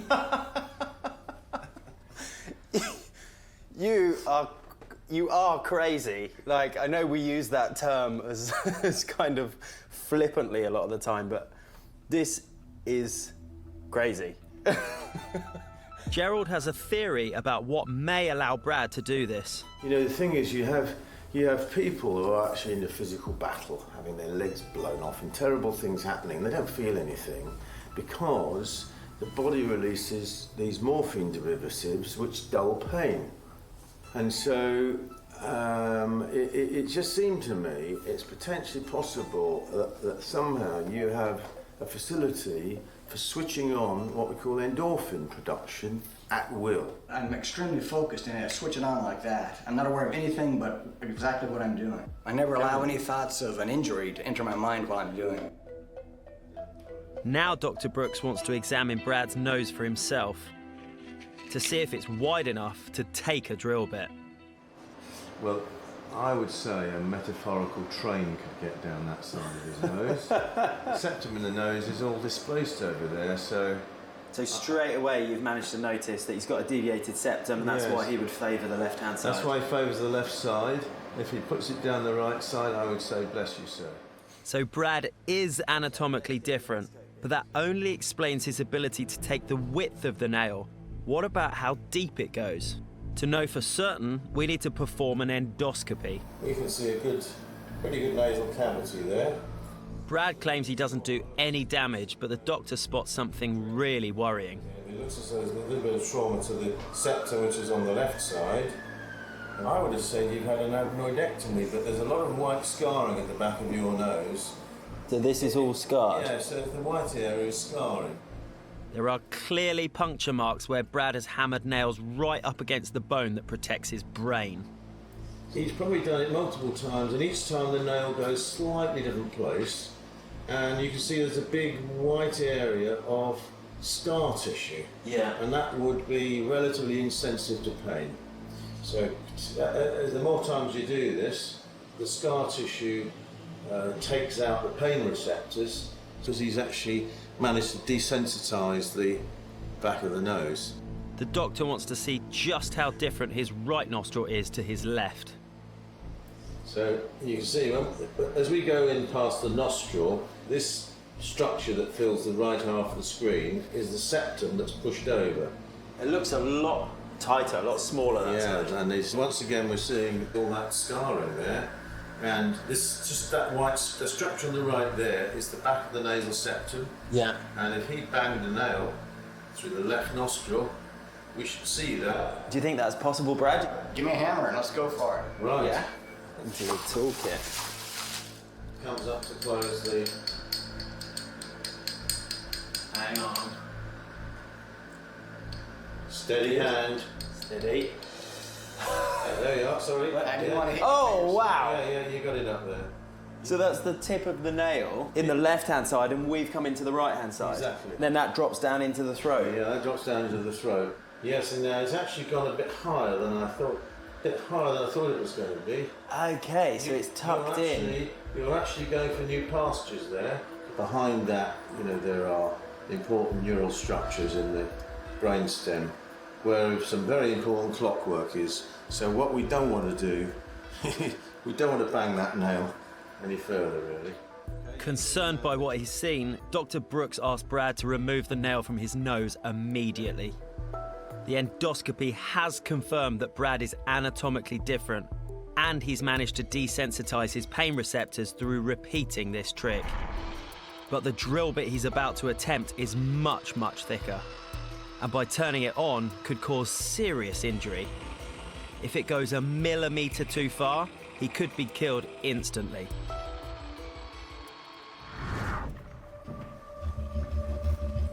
Brad Byers is about to attempt something that appears to defy medical science. But despite the serious dangers, Brad is still determined to carry out this deadly stunt. Inserting a power drill at full speed into his nose. One false move could engage the hammer mechanism, causing instant death. You're going to put this in your nose? You're not. I will. Really? Yes. Okay. I like to have it in forward mode. As I go in, I let it stop. Then I reverse the switch to back it out, because I found that if I back it out while it's in forward mode, it can take flesh with it. Oh, right. Yeah. And you've done that? Yeah, that's how I know. Another thing is I have to be careful with the aim. If I'm not perfectly aimed, it'll catch right here at the opening and it'll rattle my head on the grooves. And I can't panic, because if I adjust too quickly, it'll do more damage. I mean, I was obviously at the hardware store, but I want to check that it's a proper one. Yeah. I've got a piece of wood here we can drill a hole in. Okay. So it's about the same as the nail, right? Yeah, it's pretty close. Right.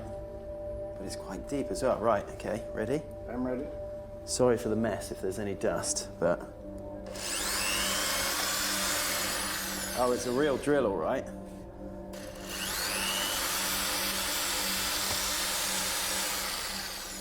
I still can't believe how nonchalant you are about this. Well, if I panic or get excited, it won't go well.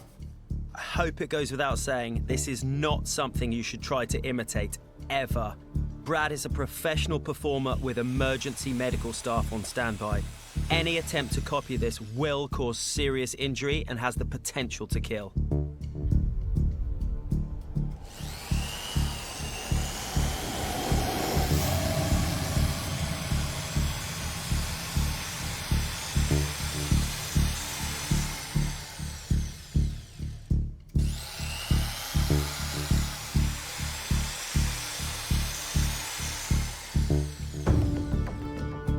Wow.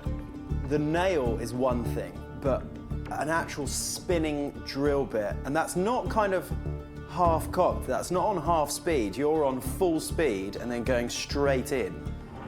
That was truly insane. One false move and Brad could have drilled straight into his own brain.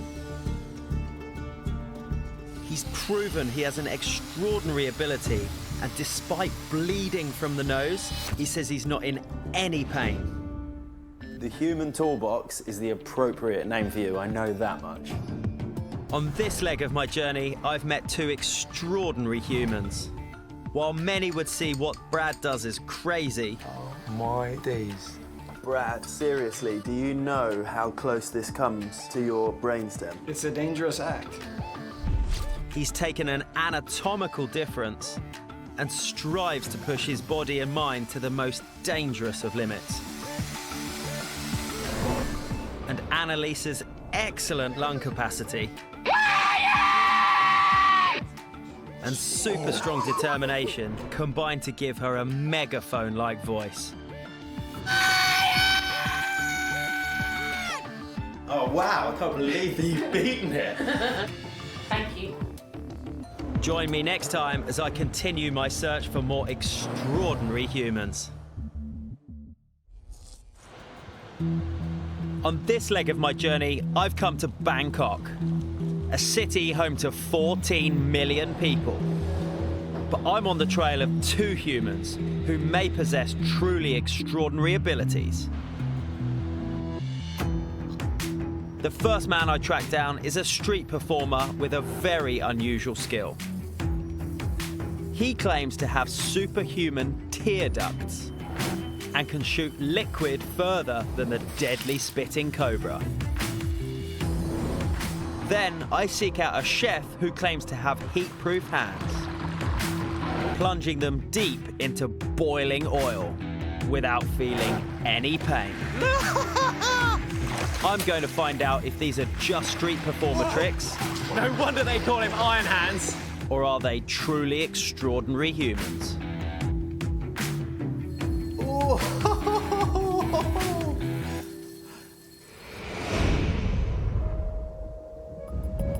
I'm here in Bangkok, Thailand's busiest and probably most weird and wonderful city. And I'm here to meet a guy called Ruan Ting, who has the most incredible ability to squirt water out of his eyes with amazing accuracy. Ruan Ting calls himself Snake Eyes and claims the jet of water he can fire from his eyes is more powerful than any snake on Earth. What he claims to do sounds anatomically impossible. He's currently here in Bangkok, so I'm hitting the streets to try and find him. I've heard he's performing in the central Lumpini Park. And when I arrive, Ruan Ting is in full flow. It really does look like he's shooting water from his eyes. But I have no idea how that can be physically possible. If this is real, it's certainly very strange. But from here, I can't really see where the water's coming from. I need to get closer to find out how he's doing this. Wow, I've seen some street performers in my time, but I've not seen anything like that before. What does this say? It's my name. Ah, it's your name, okay. That's very accurate. Can you draw anything? Would you be able to do my name in English? Yeah, sure I can. Excellent, okay. To find out if Ruan Ting really does possess an extraordinary ability, I want to watch the entire process from the very start. Tom. Excellent. He tells me he begins by sucking water up into his nose.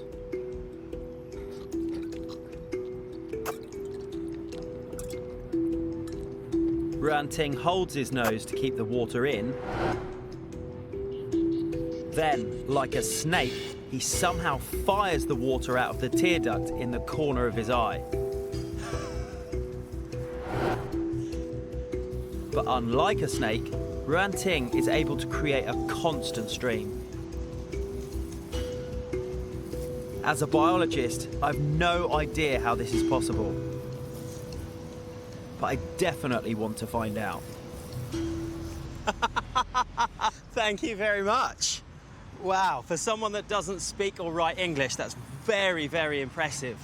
What an incredibly unique skill to have. That was one of the weirdest abilities I've ever witnessed. But how did he discover he could do this? When I was little, about 12 years old, I was swimming in the river. At that time, I liked to dive a lot. And one time, I dove into the river and choked on some water.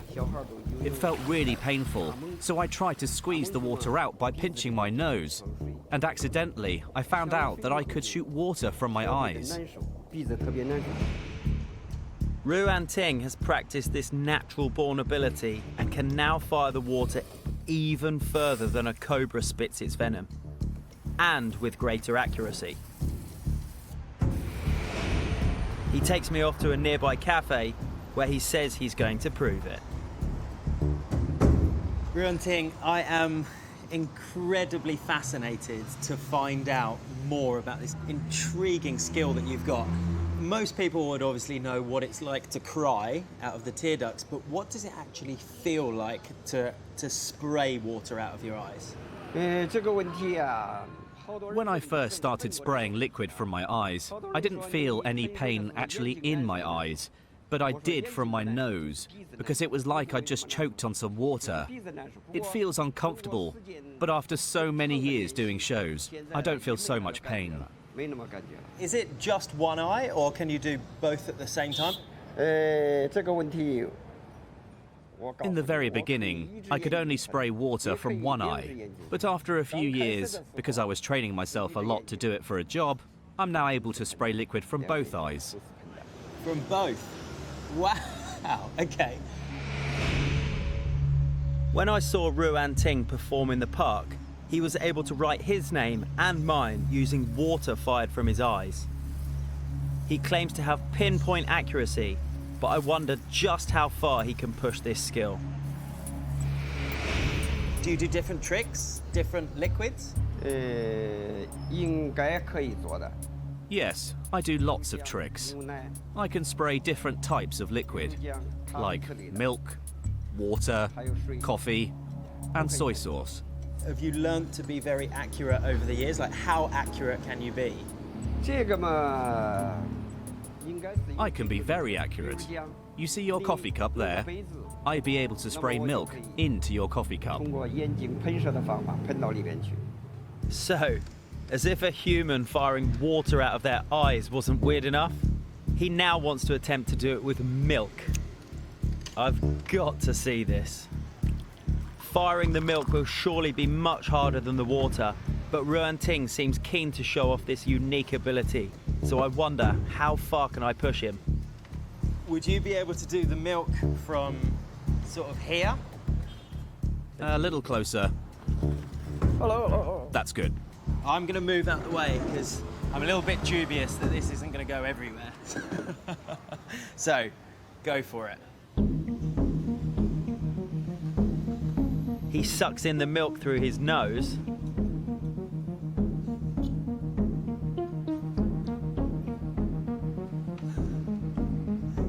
And somehow he manages to squeeze the milk through his tear duct and hits the target. I can't get over how unique this ability is. Ruan-Ting's snake eyes have done exactly what he claimed, proving he has cobra-like accuracy and power. But a snake can only fire a tiny amount of venom. Ruan-Ting is doing much, much more. How much can you do in volume? For each spray, I can spray 50 milliliters. That's the same as 2 shot glasses of liquid. Despite watching it at close range, I just can't work out how he's able to do this. It shouldn't be physically possible for a human to squirt water out of their eyes, let alone milk. This is certainly an incredibly strange skill. Let me tell you, you don't get used to seeing that.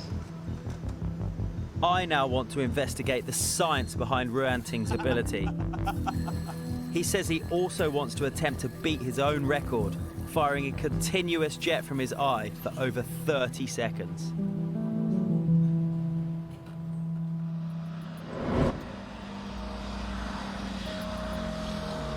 On my quest to find extraordinary humans, I'm always keen to explore how their unusual abilities have developed. And what Ruan-Ting has done with his accidental discovery certainly makes an interesting case. After discovering this strange ability as a child, he never realized its potential until his life took an unexpected twist. 这个我有意练习，是我从 I didn't think of turning my trick into a career until the year 2000, when I was laid off from the factory I worked for. Because I was almost 50 years old, I couldn't do the labor-intensive jobs. So I thought I should train myself to do a stunt I could make a living from. And I thought of my eyes and shooting water. Since then, Ruan-Ting has travelled all around the world to perform his trick. I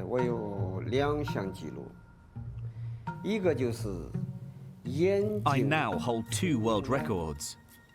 The first record is spraying milk out from my eye to put out 5 candles in under 17 seconds. The second record is for the longest distance of spraying water from my eye. The record is 3.09 meters. And since his changing career, Ruan-Ting has searched for new ways to push his skill to its maximum potential.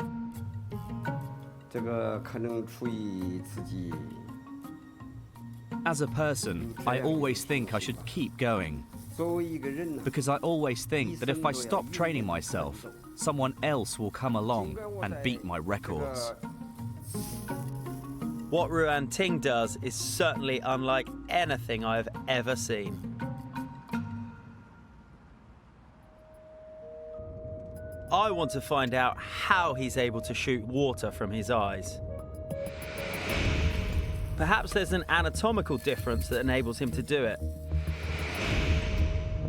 So we're heading across Bangkok to the eye centre at Vejthani Hospital. Eye consultant Dr. Meekwan is going to help me search for answers and starts with a routine eye examination.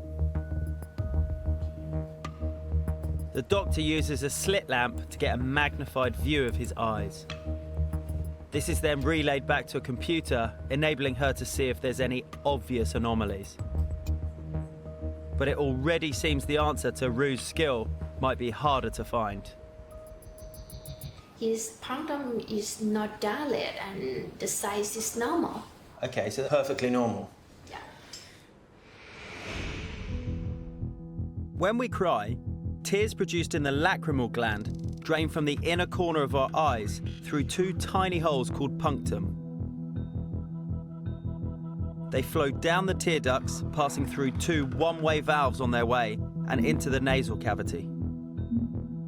That's why you get a runny nose when you cry. It may be that Ruan-Ting has found a way of reversing this flow, something that should be physically impossible in normal people. To try and work out how he does this, we're taking him into surgery for an investigative examination.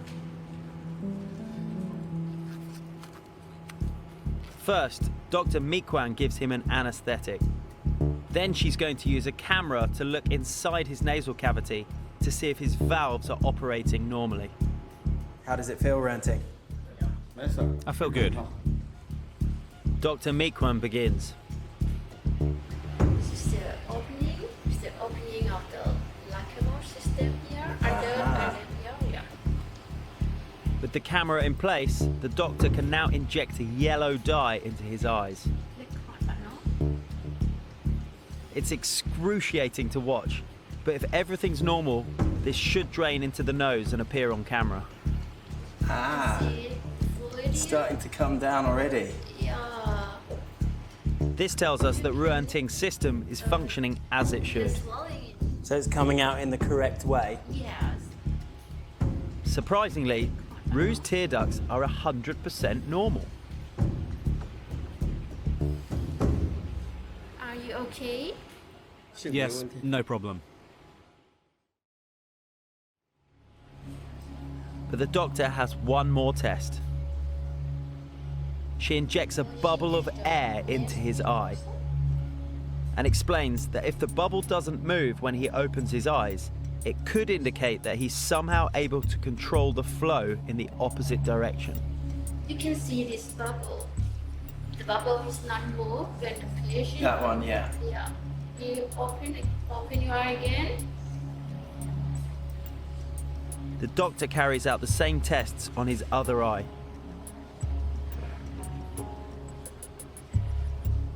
Ah, yeah. See all the fluid. Bubble is not moving. It's not moving again.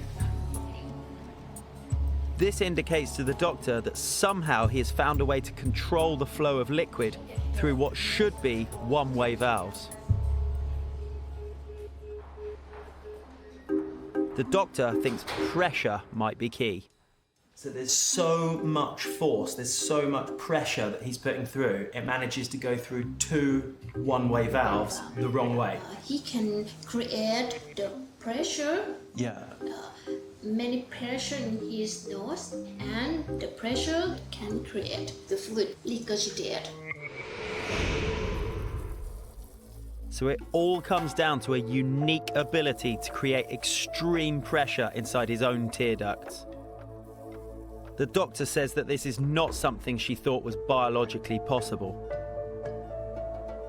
Ruan-Ting may not have a venom sac like a snake, but by holding his nose, the pressure he creates is so great, it's enough to reverse the normal flow of liquid and force it out of his eyes. Surely this must have some sort of side effect. I don't feel pain at all, but I do have to pinch my nose and create the force to push the water out from my eyes. Does it hurt your ears at all? I don't feel pain in my ears. I just feel a swelling of air. Wow, there's an incredible amount of technique to be able to fire that distance for so long. I mean, if we've looked and anatomically, he seems no different. Have you ever seen anything like this before? No, in my life career, I haven't seen this before. Ruan-Ting discovered this skill entirely by accident, but inspired by the spitting cobra, he has since pushed himself to shoot liquids further and with greater accuracy. But now he wants to try and use his unique ability to create extraordinary pressure to fire a continuous jet from his eye for longer than ever before.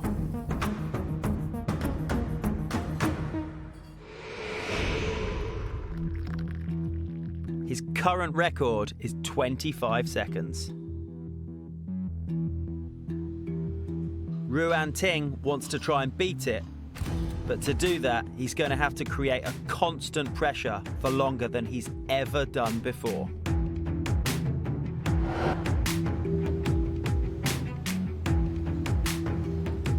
As Dr. Mi-Kwang keeps an eye on the time, he begins to spray.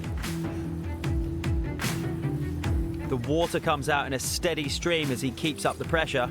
Still going. His concentration is intense.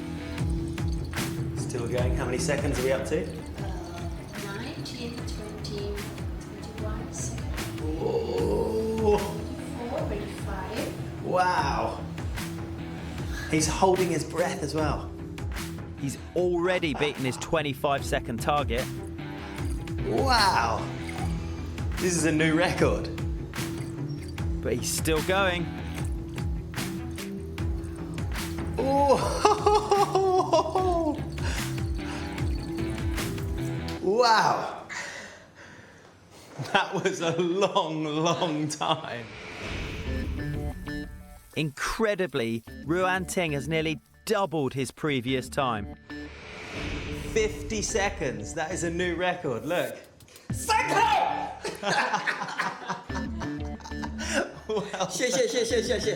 Wow, that was absolutely incredible. Were you, towards the end, I thought you were going to pass out, like, because you're holding your breath and putting so much pressure in your head. Did you feel okay? At the end, I did start feeling a little dizzy, but now I've won. I mean, you've obviously perfected this over a long, long time, and there's a lot of technique, but I was not expecting you to beat your record like that as well. That was amazing. Well done. Through training and dedication, Ruan-Ting has taken an accidentally discovered ability and turned it into a super skill. I've seen some street performers in my time, but I've not seen anything like that before. Breaking records in the process. Wow! 50 seconds. That is a new record. Meeting him has been truly inspirational.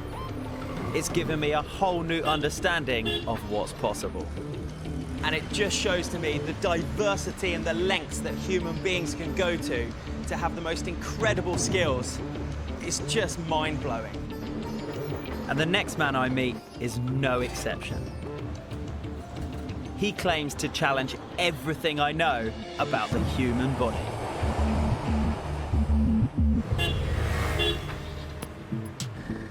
On this leg of my journey to find humans with incredible abilities, I set out to separate street performer tricks from truly extraordinary feats. I've travelled north into the heart of Thailand to track down a chef with a seriously unusual skill. I'm in Chiang Mai, which is the cultural capital of northern Thailand. I'm at one of the busiest markets of the whole country, and I'm here trying to search out a man who I've heard calls himself Iron Hands. This market has hundreds of food stalls, so my first challenge is to try and find his. There's the most incredible food diversity here, and I've found someone that does fried food, chicken, pork, fish, pretty much everything. It's not the person I'm looking for. Apparently, there's no one else who takes their deep frying expertise to such extremes. Excuse me, do you know Iron Hands, Khan? Khan Trakhan's speciality is fried chicken and rice. Yes. Ah, great. But while his food is very popular, people come to see him for another reason entirely. Khan says his skin is totally immune to burning hot oil. My name is Khan Trakhan. I am Iron Hands, and I can cook chicken with my bare hands. He claims he can do this long enough to cook human skin, but for Khan, there's no physical damage. This is a claim I have to investigate. Khan? Iron Hands? Ah, good to meet you. His hands are covered in hot oil, which is already sizzling dangerously at his maximum temperature. Now, anyone that's ever cooked with hot oil knows how fierce it can be. Just a single drop will burn skin and cause severe pain. I don't know what temperature this is at, but it is boiling oil. Khan begins.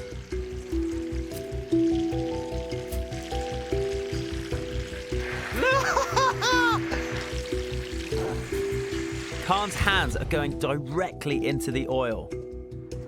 I don't know what's going on. This doesn't make sense. That must be... I don't know how hot that is. It must be over 200 degrees. I'm not sure I believe what I'm seeing. Oh! That oil is hot enough to cook the chicken in seconds and would cause serious burns on any normal human being. But somehow, Khan's hands are coming out unharmed. I can feel the heat from a foot away. I have no idea how he's able to do this, but I've got to take a closer look.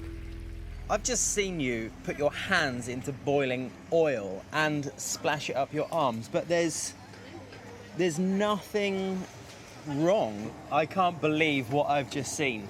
Do you not feel anything at all on your hands?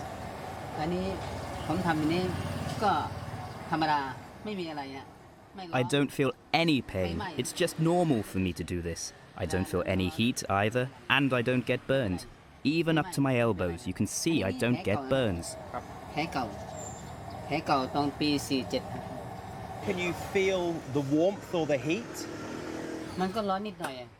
There's only a very tiny feeling of warmth, but it's not burning hot. Okay, so you've got some feeling. It's not completely numb. You've got some feeling? No, it's not completely numb. My arms are only a little bit numb, but not entirely. This just sounds insane. How can anyone put their hands into boiling oil and yet claim to feel no heat or pain? The main thing I'm wondering is how he realised he could do something so extreme in the first place. Khan tells me he discovered his skill completely by accident. Back almost 10 years ago, I used to cook with 3 big pans full of oil, and my stall didn't have a roof. One day, a branch from the mango tree above fell down into the hot pan, splashing oil all over me. Over your whole body? Up your arms? All over me. It was boiling oil, which just showered me all over. I passed out, and the locals took me to my house. I thought I was going to be covered in serious burns, but in the morning when I woke up, I felt nothing. I didn't have any burns. I came back to work the next day and tried to put my hand into one of the pans of oil. And you were fine? I didn't feel any pain. Wow. So you woke up in the morning and there was no marks on your arms or your face, nothing? No, there was nothing. Absolutely nothing. Khan's story sounds like something out of a comic book. I find it hard to entirely believe what he claims. I noticed that once Khan dipped his hands into water. He says this is just to clean them, but perhaps this could be his trick? Is the water in some way protecting his hands from the boiling oil? I want to get some answers. So I'm taking Khan to a specialist skin clinic to see just how heat-proof his hands really are. Dr. Vorathep is an expert on skin. Dr. Vorathep. Pleased to meet you. Nice to meet you too. Have a seat. I'm hoping he'll be able to help me pinpoint the secret to Khan's insane ability. Our skin is the body's first defense against heat and is composed of 3 layers. In a first-degree burn, the top layer, or epidermis, is injured. A second-degree burn destroys the epidermis, and the inner layer of skin, known as the dermis, is seriously damaged. And when someone suffers a third-degree burn, both the epidermis and the dermis are destroyed, and the damage reaches the underlying hypodermis layer. I want to know what degree burns a normal person would expect to suffer if they did what Khan does. I hope the doctor has some sort of explanation. The degree of the burn depends on the temperature of the boiling oil, the time duration of the contact, and the places where he contacted.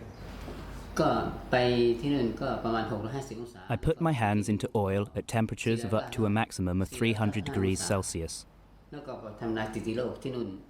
That temperature is what I use to deep fry the chicken. And so what would you expect to see? Would you expect to see first, second, third degree burns? If the duration is quite long, or just a little time, we expect more than the 3rd degree burn. Really? Yes. So if anyone else did what Khan does, the doctor says they'd suffer a 3rd degree burn. But Khan has nothing. I tell the doctor that when I saw Khan demonstrate at the market, I noticed he dipped his hands into what looked like water before placing them in the oil. Could this be a trick? He tells me there is a simple rule of physics known as the Leidenfrost effect. When water hits something really hot, the steam created acts as a barrier, preventing it from coming directly into contact with the hot surface. Could Khan be using this layer of water vapor to prevent his hand from direct contact with the oil? But the doctor explains that this would only work for a very short exposure, just fractions of a second. And Khan had the oil all over his arms for so long, he should definitely have suffered some serious burns. He wants to take a closer look at Khan's hands using a microscope. Wow, okay. This is about 400 times of the magnification. Yeah. The only thing we can see is he has the normal upper skin, but dry. Okay. Okay, I didn't see any damage of the burn at the moment. So even through a microscope, there's no sign of any burn damage on Khan's skin. He moves on to examine his fingertips, which would have the most contact with the oil. Because the fingertips would be one of the most sensitive parts of the body, right? Yeah. What do you think? Does that look like a normal epidermis? Yes, it looked like the normal epidermis. The doctor seems as confused as I am by Khan's heat-proof hands. Does there seem to be any damage? No, but there are no hair on his arms. I think the effects with the hair follicles, but there's no sign of the burn at the moment. And you would certainly expect to with 600 degrees. Of course. Yeah. It seems to be normal. Having seen Khan's blatant disregard for his own safety, I was certain we'd find some sort of physical abnormality. Even if he's dipping his hands in water first for some protection, there should still be burn damage on his skin. Maybe the real answer lies even deeper.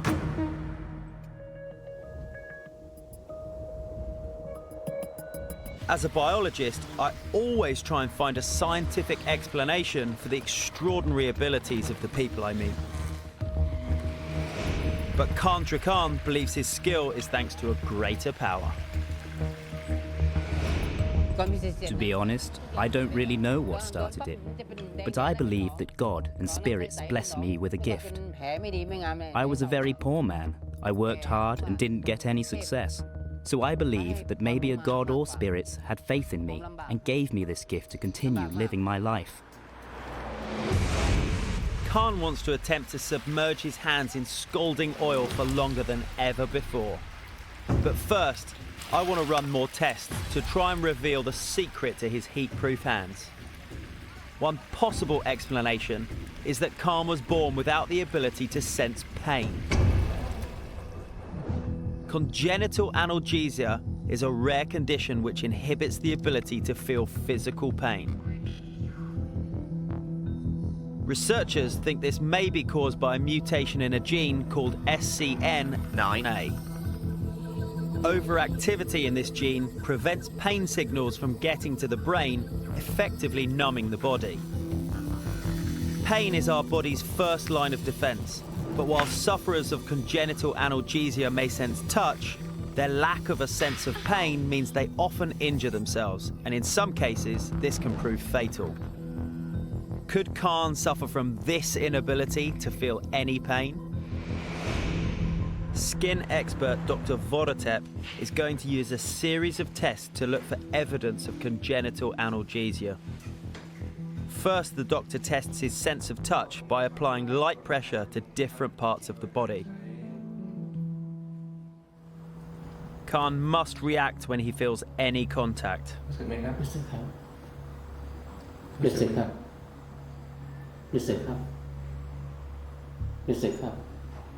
Khan is able to detect every single touch.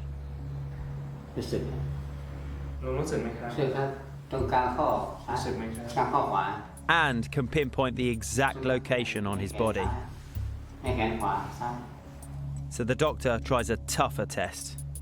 He traces numbers onto Khan's hand to see if he can work it out purely from touch. He gets them all correct, proving he has a perfect sense of touch. So the nerves seem okay to start with? Seems to be all right. Okay. Now to test Khan's sensitivity to pain.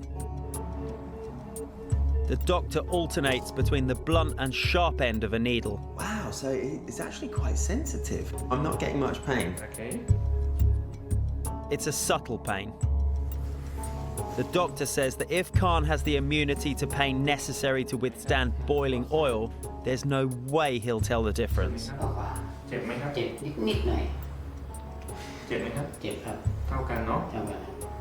But amazingly, he identified every needle prick. So from the pinprick test, he can feel the pain. Okay, so that's a question I was going to ask. Is there pain or is it just a feeling? No, he said he feels the pain. Surprisingly, it seems Khan can feel pain, just like anyone else. So why doesn't he feel the heat of the scalding oil? I think his skin is normal and he can feel all the sensation. Okay, so nothing seems to be happened with him at the moment. Mystery? Yeah, it's a mystery. But I'm not ready to give up my search for a scientific explanation to Khan's heat-proof hands. I want the doctor to try and find out if it's only heat pain to which Khan is immune. Our sense of touch and temperature is controlled by a huge network of nerve endings and receptors in the skin, feeding back to our brain. While mechanoreceptors alert us to touch and pressure, it's the thermoreceptors that perceive sensations related to temperature.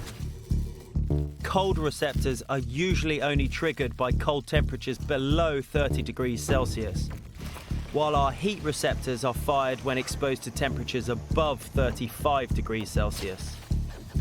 Beyond 45 degrees, our pain receptors take over to avoid damage being done to the skin. So while Khan's sensitivity to touch and pain seems normal, it could be that his thermoreceptors aren't functioning as they should. Dr. Vodotep has referred us to specialist Thararat Munta. She's going to carry out a test to measure Khan's reaction time and pain threshold to both cold and hot temperatures. A small probe is fitted next to Khan's skin, capable of creating extreme cold or heat in just milliseconds. Khan has to click on the mouse as soon as he feels a change in temperature. First, we test his reaction to cold. And on 4 separate occasions, Khan is unable to detect cold until it becomes extreme. And the same in the heat test. He can't feel any heat until it becomes very hot. He was quite slow at being able to feel the cold temperature before clicking the button. Yes. And on this one the same, like quite slow before he actually felt any temperature. If he's slow to react to a change in temperature, that would indicate an abnormality in the way his heat receptors are functioning. And now it's time to test his limits. But this time, I want to try it out for myself so I know what he should be feeling. It's quite a weird sensation. So it's getting cold, and then when it gets painful, too much to take?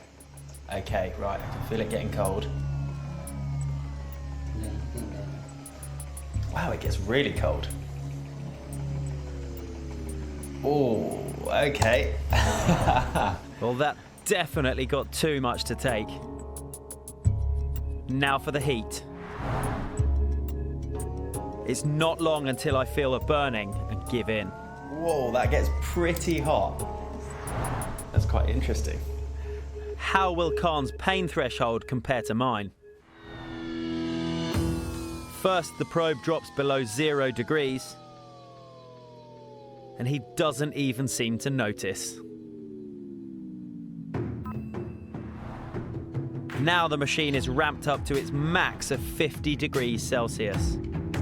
Any hotter and it would start to burn the skin.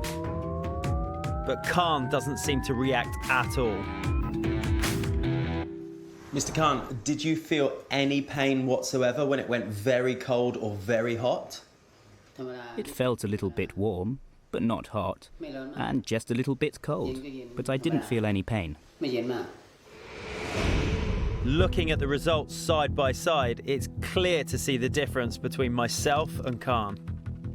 Where I had to opt out before the machine reached its minimum or maximum temperatures. Whoa, that gets pretty hot. For Khan, the machine maxed out without him feeling any pain. As he was slow to react to the change in the first place, it seems his heat receptors do work differently. Being unaffected by extreme temperatures, means he can withstand what anyone else would find seriously painful. So I've just come out of the med centre and it was very interesting. We got a few answers to do with his nervous system. He just doesn't feel heat like I did, for example. However, that does not explain, and the doctor was just as baffled, why his skin still doesn't blister, which should happen at the temperatures that he works at.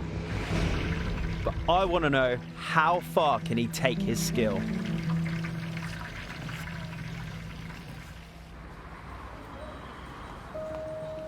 Khan Trakan has already proved he can withstand temperatures that would cause severe burns to most normal people. So I'm back at Mr. Khan's chicken cooking stall, and we've got some boiling water on the go, and we've got some oil which is going to be cooking the chicken later on, and I want to definitively test what temperatures he can get up to. Khan says he can put his hands in oil at over 300 degrees Celsius. To put his claims to the test, I've come armed with 2 devices: a laser gun thermometer and a temperature probe. First, Khan's going to warm up by plunging into boiling water. To prove that it really is pure water, it should boil at 100 degrees Celsius. So we're up at 76, cranking all the way up. Exposure to water at this temperature could cause second-degree burns in under half a second. Whoa, my finger's really hot here. So it's actually got too hot for my hand to even be near it. Khan's taken over, and we're just coming up now. When it reaches 100 degrees, Khan says he's ready to dip his hands straight in. Khan? Wow. Okay, so even once it's dripping off his hands, pretty hot.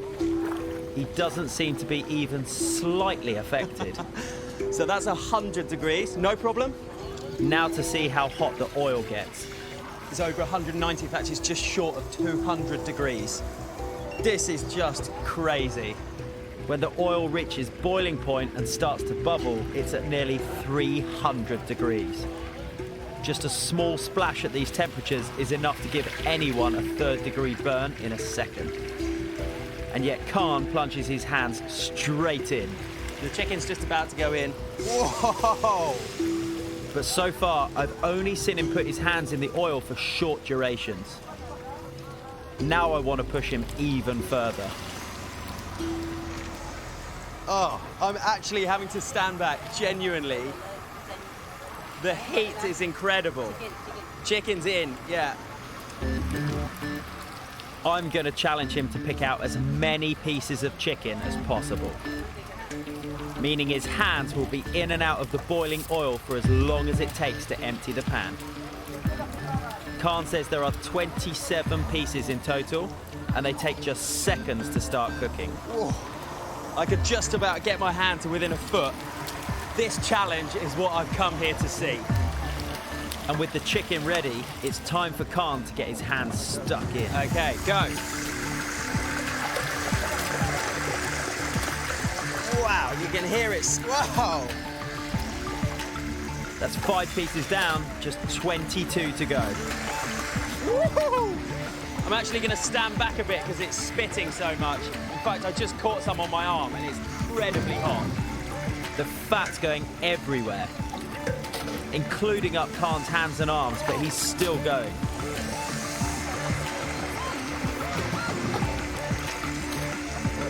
The last bits are right in the bottom. Oh! I'm actually getting the fat spitting so much it's coming up my arm, and I'm stood a metre away. Last few bits to go. Whoa! Whoa! No wonder they call him Iron Hands. With just one more piece remaining, I'm not doing it. Khan completes his challenge. Woo! Flying chicken. Right. 1 minute and 1 second. And I'm going to count the bits of chicken up. So, 1. Whoa, they're still hot. 2, 3, 4, 5, 6, 7, 8, 9, 10, 11, 12, 13. He was throwing them out so quickly, actually a couple went on the floor, but 14, 15, 16, 17. There's a whole chicken there.